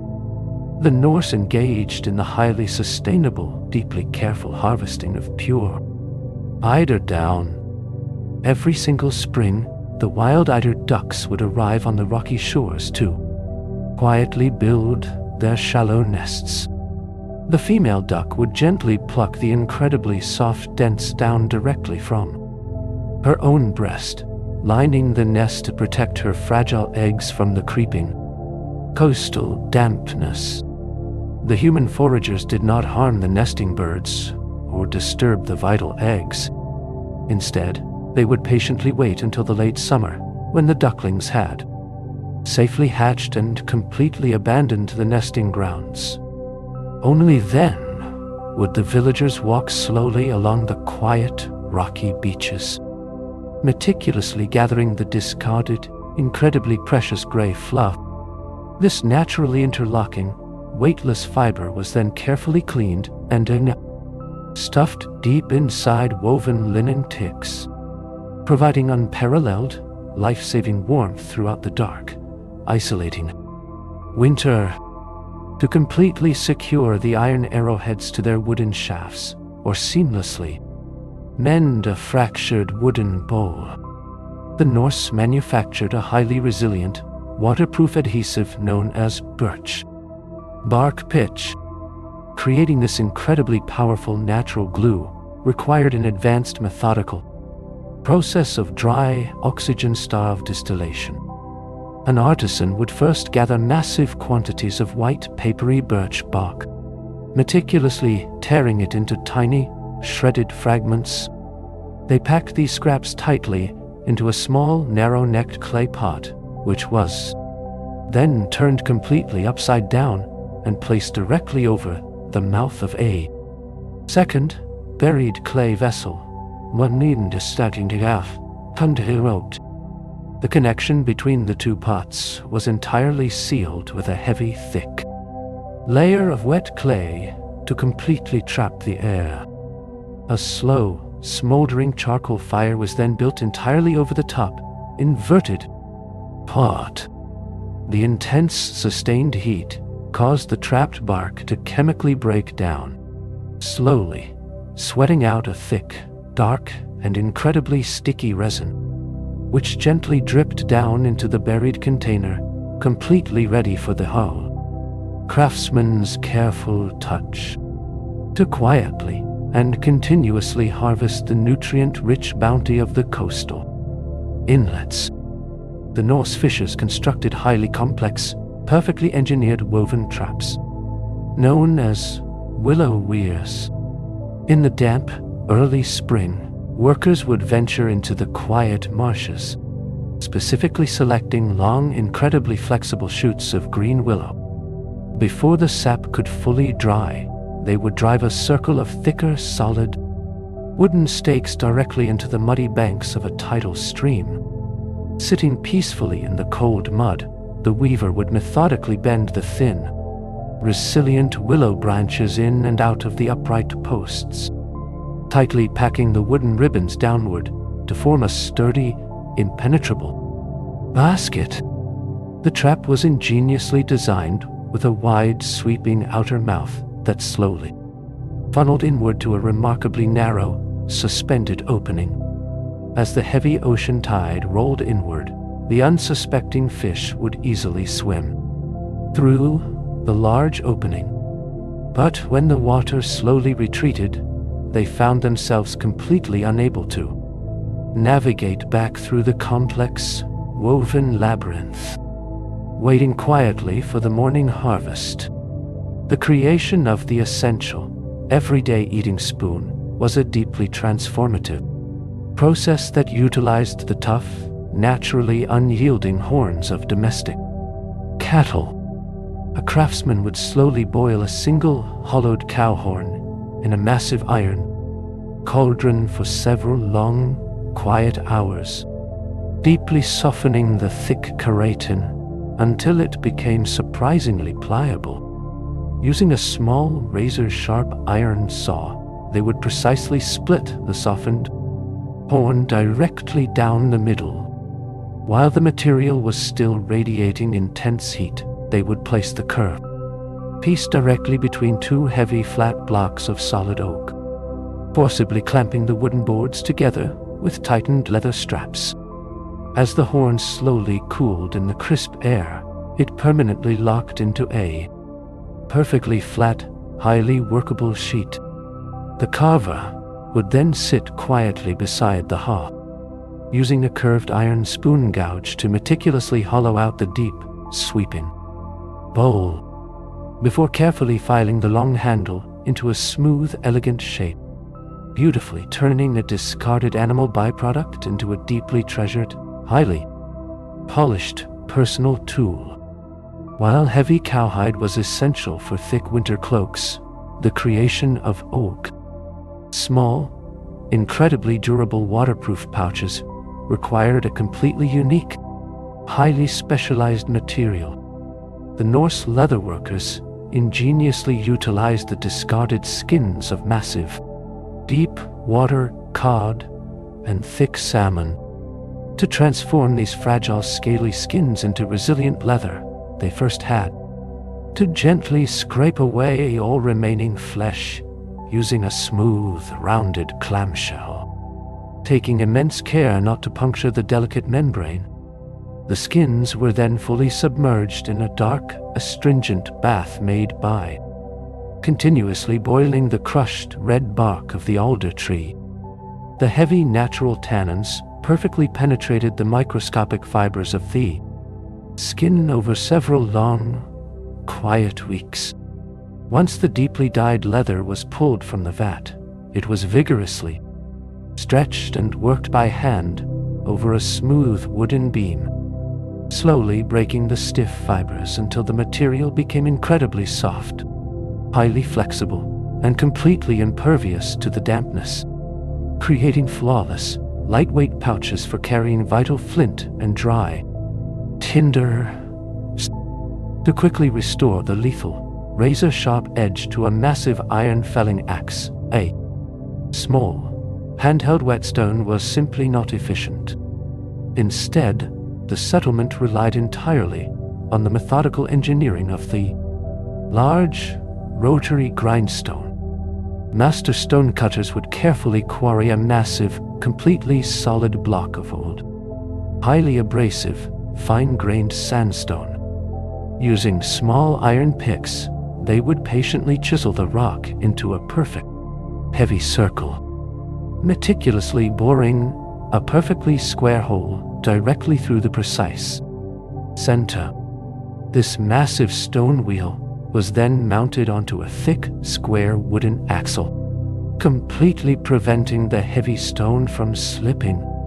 The axle rested firmly upon a sturdy timber-framed trestle, allowing the heavy wheel to spin with a fluid, mesmerizing momentum. A worker would slowly turn a long wooden hand crank attached to the side, while continuously dripping cold, fresh water directly onto the porous stone. This vital water carried away the microscopic iron filings completely, preventing the precious steel tool from overheating and losing its carefully forged temper.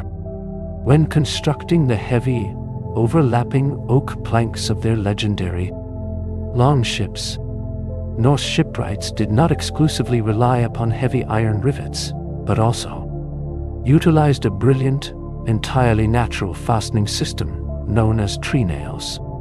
This ingenious technique demanded a profound understanding of how different species of wood absorb hidden moisture. The carpenter would use an iron auger to meticulously drill a perfectly round hole directly through the soft, slightly damp planks of the sweeping hull. However, the peg itself was painstakingly carved from a completely different material, an incredibly dry, heavily seasoned piece of dense, unyielding oak. Using a heavy wooden mallet, the shipwright would forcefully drive this bone-dry oak peg directly into the slightly smaller hole. As the completed ship was finally launched into the freezing, salty waves of the fjord, the dry oak pegs instantly absorbed the creeping ocean water, slowly swelling and expanding with immense, unstoppable natural pressure, locking the wooden joints so incredibly tight that absolutely no water could ever pass through.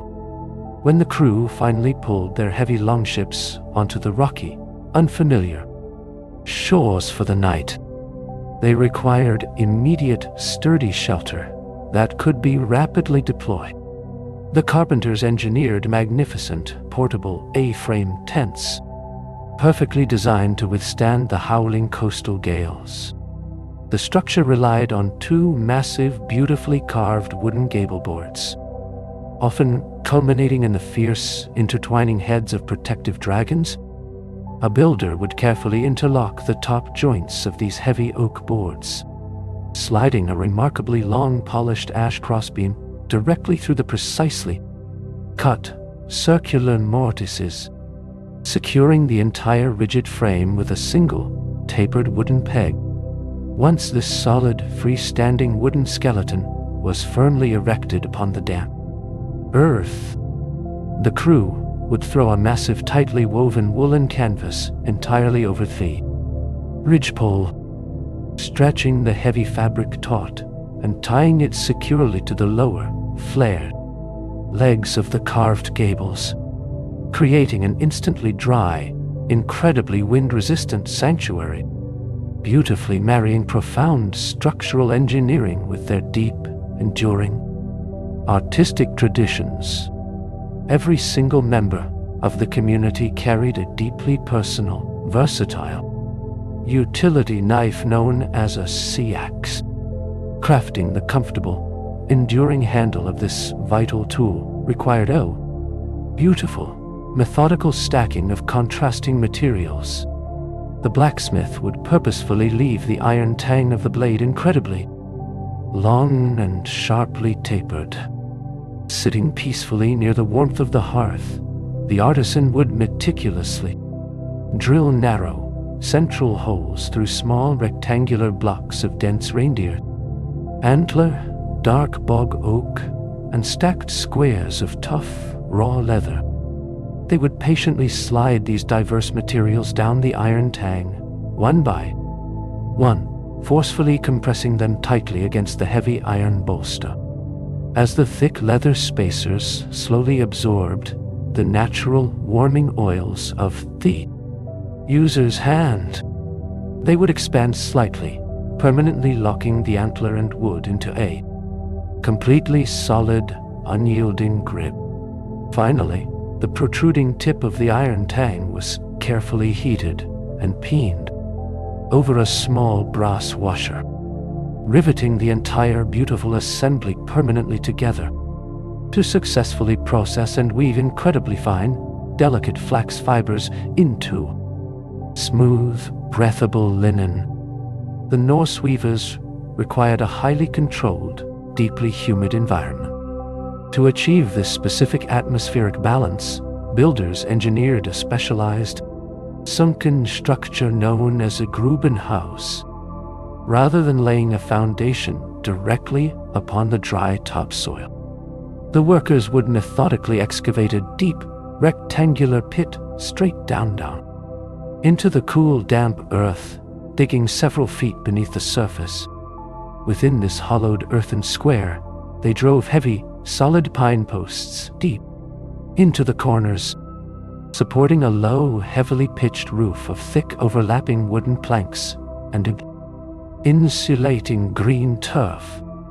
Because the earthen floor rested completely below the frost line, this quiet, subterranean room naturally trapped the rising ground moisture, preventing the fragile, tensioned linen threads on the warp-weighted loom from snapping in the brittle, dry winter air, providing a deeply quiet, perfectly balanced sanctuary for the mesmerizing, rhythmic work of the master weavers. To securely fasten their heavy woolen trousers and carry the vital weight of their daily tools, the Norse required incredibly strong, beautifully cast bronze belt buckles. The village metalworker would begin this intricate process by selecting a small, flawless block of dense soapstone.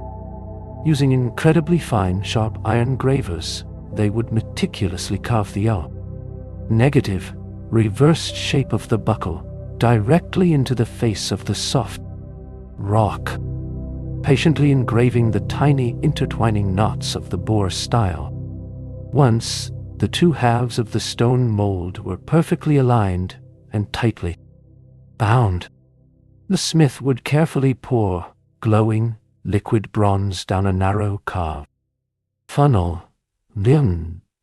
I'm seven wide fee. As the metal instantly hit the cool stone, it crystallized, capturing every single microscopic detail of the carved artwork.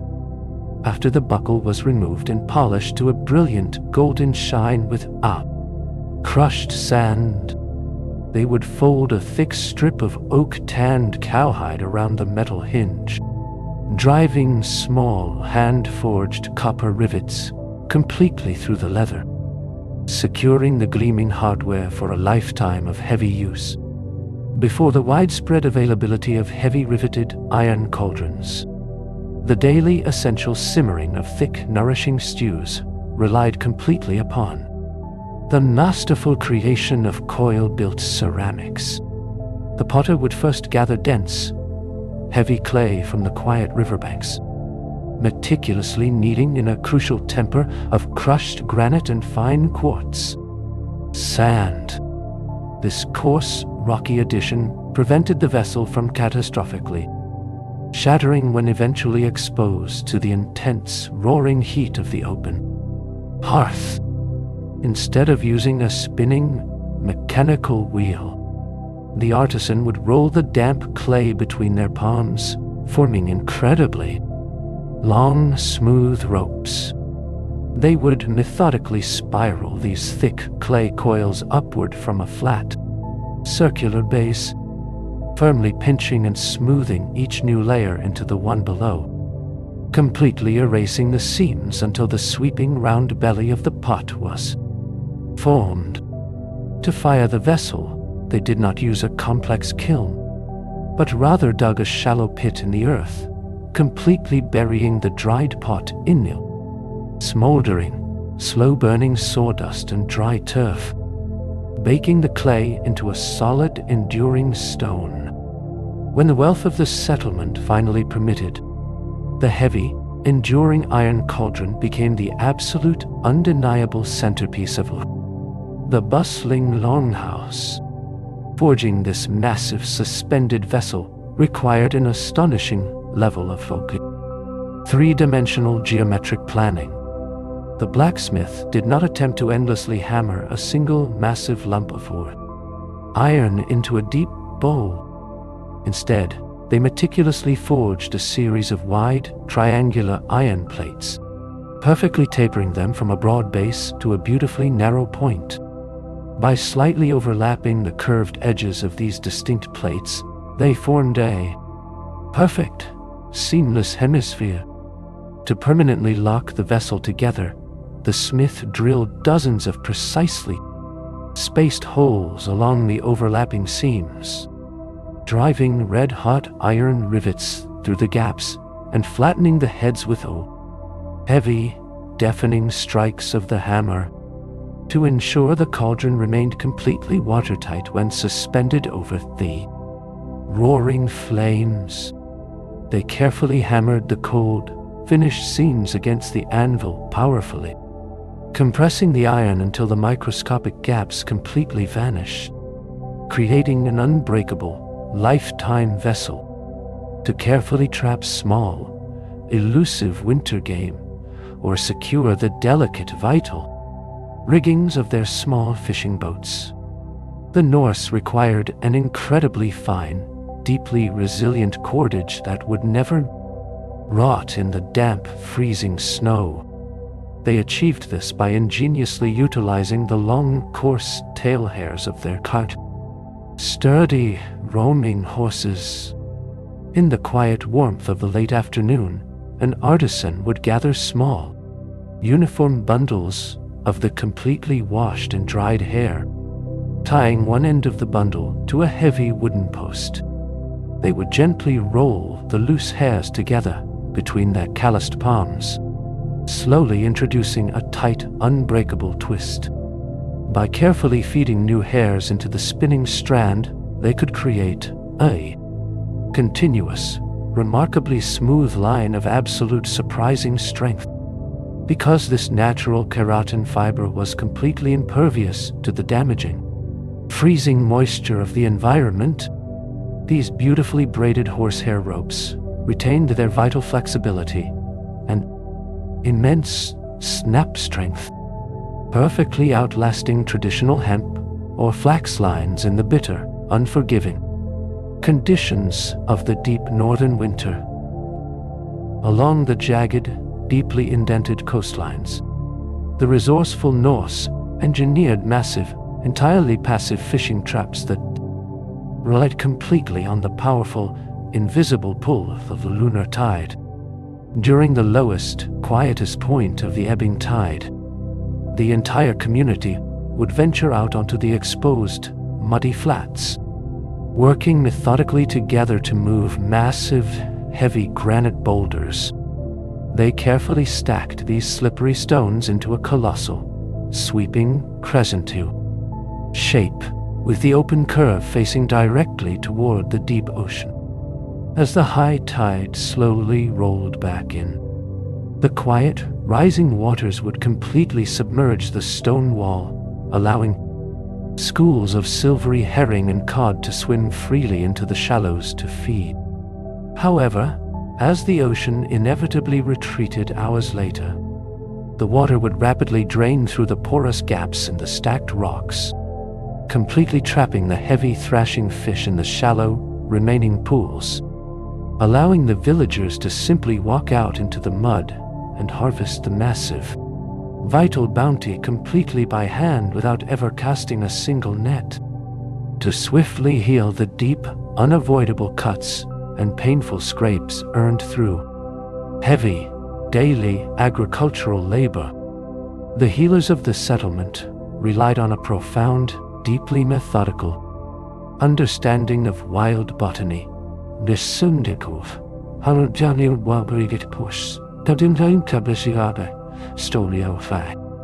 In the warm, fading days of late summer, they would meticulously forage the tall, feathery green leaves and tight white flowers of the wild yarrow plant, highly revered for its powerful natural ability to rapidly coagulate blood. Sitting quietly near the hearth, the healer would place the dried herbs into a smooth, hollowed stone mortar, crushing them into a fine, fragrant powder using a heavy, rounded river cobble. In a small, suspended iron pot, they would slowly, gently render the thick, rich fat of a badger or a domesticated goose, melting it into a clear, golden liquid. They would then stir the crushed yarrow directly into the warm oil, allowing the potent, healing alkaloids to fully steep for several hours. Once cooled, this medicinal mixture solidified into a dense, soothing salve, perfectly ready to seal and protect the vulnerable skin from the creeping winter cold. The creation of an everyday eating spoon was never a rushed or careless endeavor, but rather a quiet, deeply meditative exercise in functional, beautiful design. A carver would select a heavily curved piece of green birch or soft-yielding alder wood, purposefully utilizing the natural, sweeping bend of the tree branch to form the deep angle of the bowl. Using a highly specialized, tightly hooked iron knife, they would methodically hollow out the shallow depression, pulling the razor-sharp blade gently toward their own chest, peeling away beautiful, paper-thin ribbons of pale wood.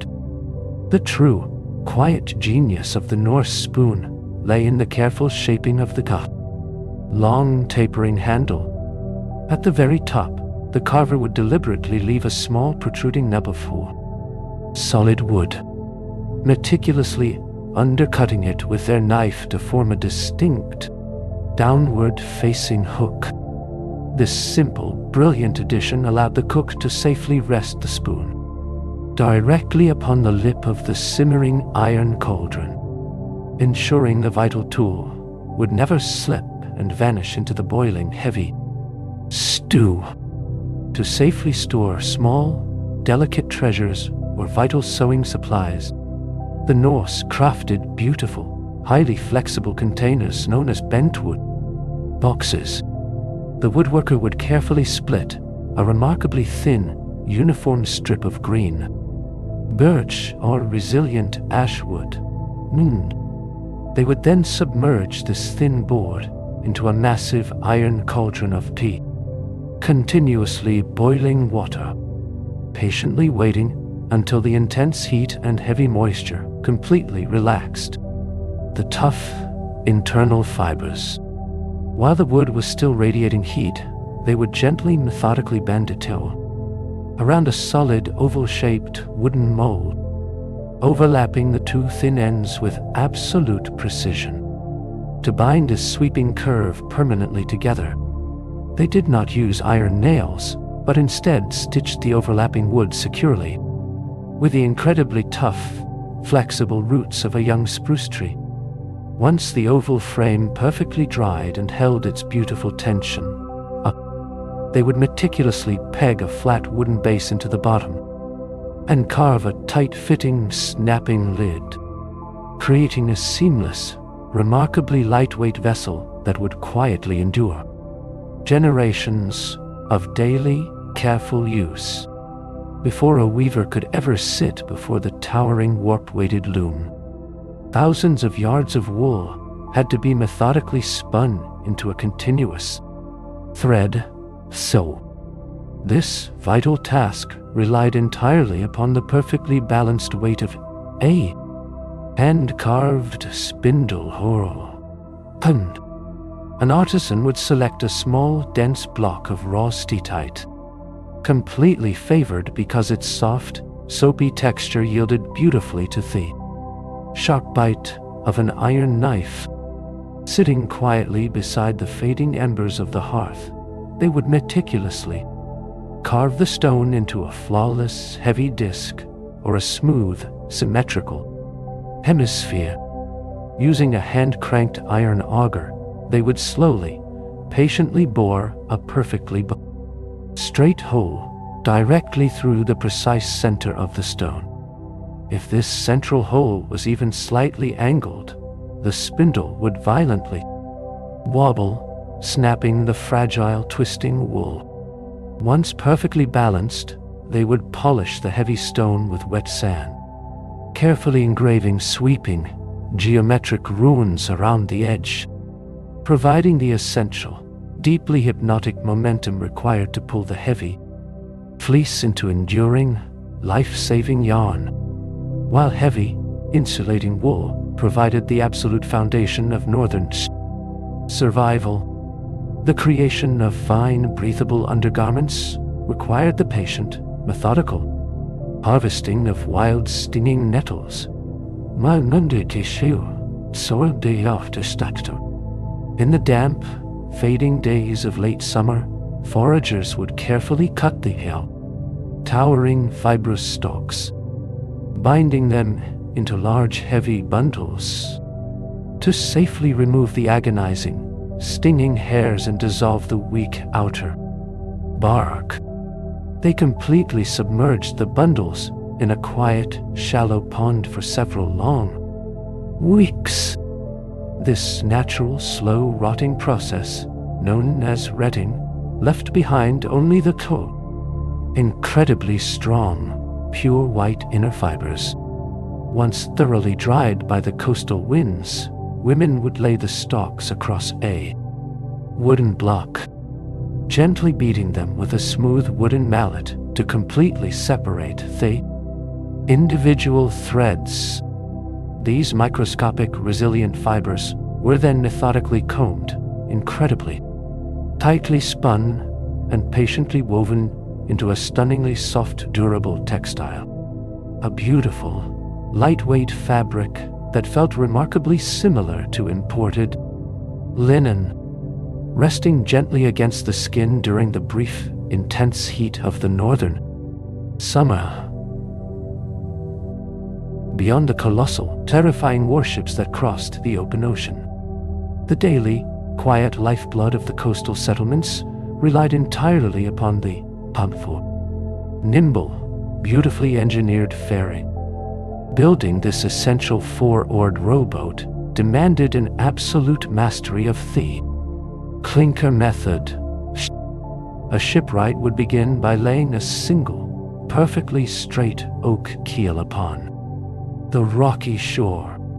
Instead of building a heavy internal skeleton first, they methodically shaped the sweeping, curved outer hull, carefully overlapping thin, highly flexible planks of split pine.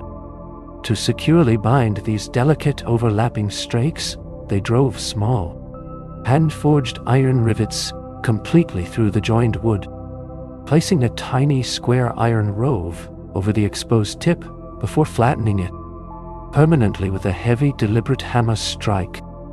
Only after the beautiful, sweeping shell of the boat was entirely formed. Did the carpenter carefully carve and insert the curving internal wooden ribs, ensuring the small, lightweight vessel possessed the supreme, unbroken flexibility needed to dance safely across the crests of the freezing, unpredictable coastal waves, as the brief golden autumn quickly surrendered to the creeping frost. The vital preservation of vitamin-rich wild berries required a highly resourceful, deeply methodical process. Foragers would return from the damp, quiet forests carrying heavy woven baskets, absolutely overflowing with tart lingonberries, sweet bilberries, and wild, bitter apples. Instead of attempting to dry the delicate fruits whole, the settlement cooks would completely crush the harvest inside massive, hollowed wooden troughs, using heavy, rounded river stones to gently mash the berries into a thick, vibrant paste. They would slowly simmer this rich pulp over the low, smoldering embers of the hearth, driving away the excess, dangerous moisture. Once the mixture became incredibly dense and sticky, they would spread it into paper-thin layers across smooth, flat wooden boards, placing them carefully near the radiant, ambient heat of the long fire. As the paste perfectly dehydrated into a tough, highly concentrated sheet of flexible fruit leather, they would roll it tightly, securing an enduring crucial source of vital nutrients for the deep winter. When the deep, standing waters of the valleys froze into solid, treacherous sheets of clear ice, the safe transportation of heavy timber and valuable iron ore became incredibly dangerous for the sturdy draft horses. To completely protect these deeply revered animals from catastrophic falls, the village blacksmith engineered specialized protective iron ice cocks. The smith would cut a thick, heavy strip of high-carbon steel, placing it deep into the roaring, white-hot center of the charcoal forge. Once the metal glowed a brilliant, blinding yellow, they pulled it to the heavy stone anvil, methodically splitting the ends with a sharp iron chisel and bending the steel into a tough, aggressive U-shape. They would carefully hammer the very tips into sharp, downward-facing spikes.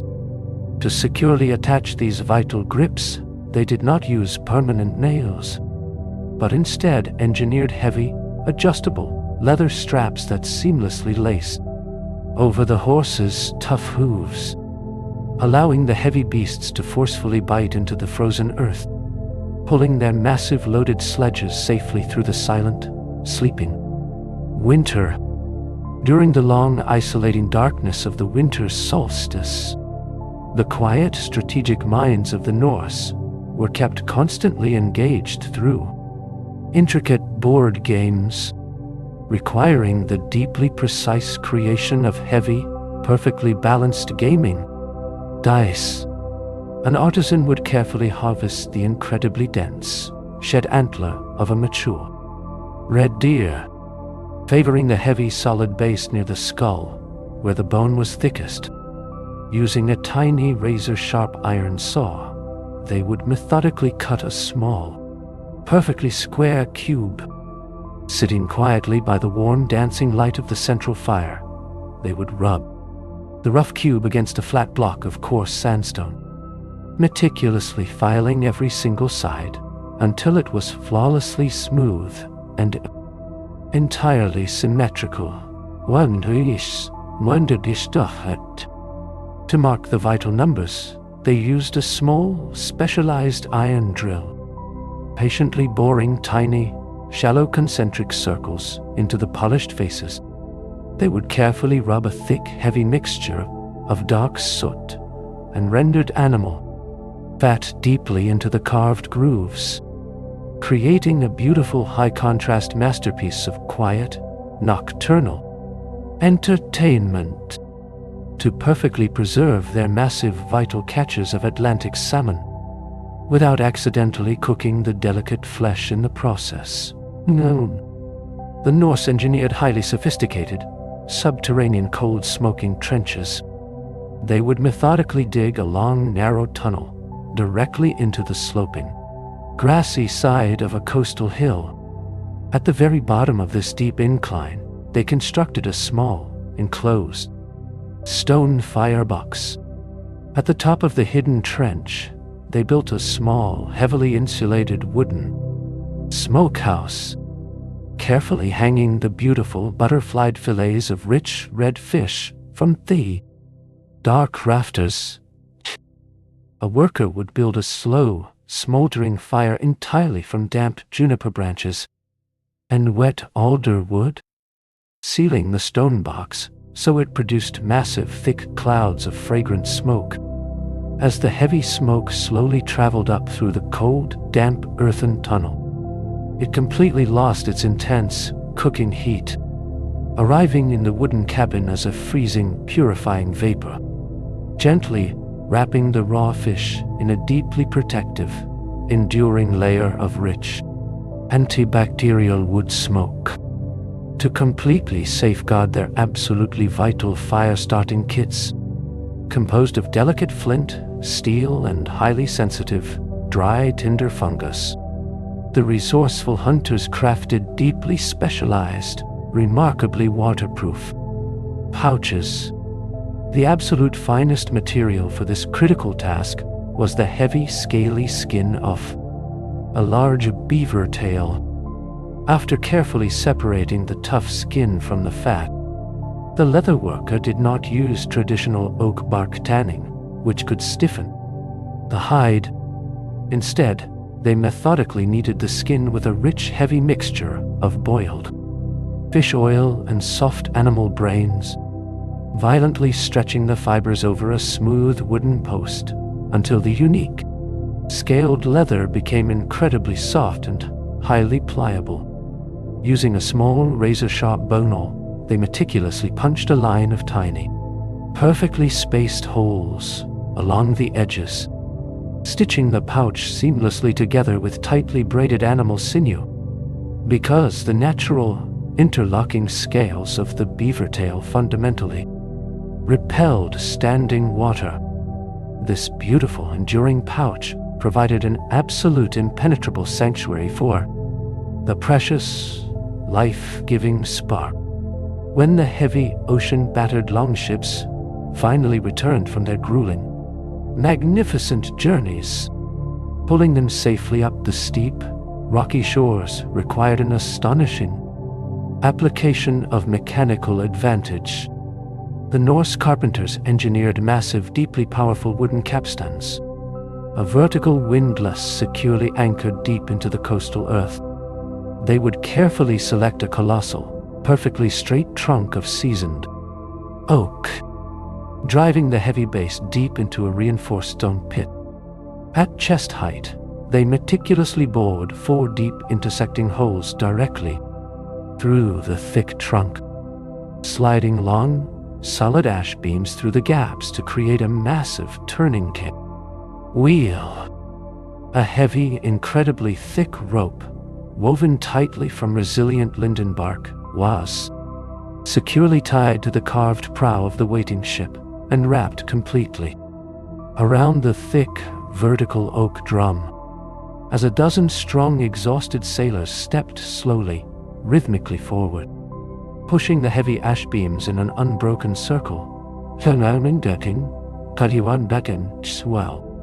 the massive oak cylinder slowly rotated, pulling the colossal, resting warship beautifully and effortlessly out of the freezing, grasping tide, as the deep, rich embers of the central hearth finally begin to soften and fade into a gentle, glowing red. The great timber longhouse falls into a profound, unbroken silence. The rhythmic, methodical work of the day is completely finished. The heavy iron tools rest quietly beside the resting anvil. The intricately carved looms stand perfectly still in the shadows, and the magnificent, sweeping longships are safely, securely moored against the dark, resting shores of the fjord. It is time now to gently leave these resilient ancient people to their peaceful slumber, and allow your own weary traveling mind to slowly return to the quiet, absolute reality of this present moment. Feel the soft, familiar weight of your own blankets, wrapping safely and warmly around you, like a thick, insulating layer of woven wool, shielding you completely from the creeping cold of the world outside.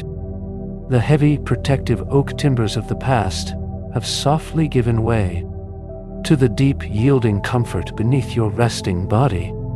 You are entirely safe here, completely sheltered from the rushing, relentless currents of the waking world. Take one last, slow, and incredibly deep breath in, filling your heavy chest with calm, quiet, and deeply purifying air. And as you exhale softly, release every final trace of tension from your tired, laboring body. Let your weary shoulders sink heavily into the mattress. Feel the muscles in your face completely soften and smooth away. And allow your arms and your legs to become wonderfully heavy, completely and absolutely relaxed. There is nothing left for you to craft today. Nowhere else you need to sail. Just this perfect, unbroken stillness, completely surrendering your resting mind and your quiet body to the gentle, enduring embrace of the deep northern night. Sleep well, and good night.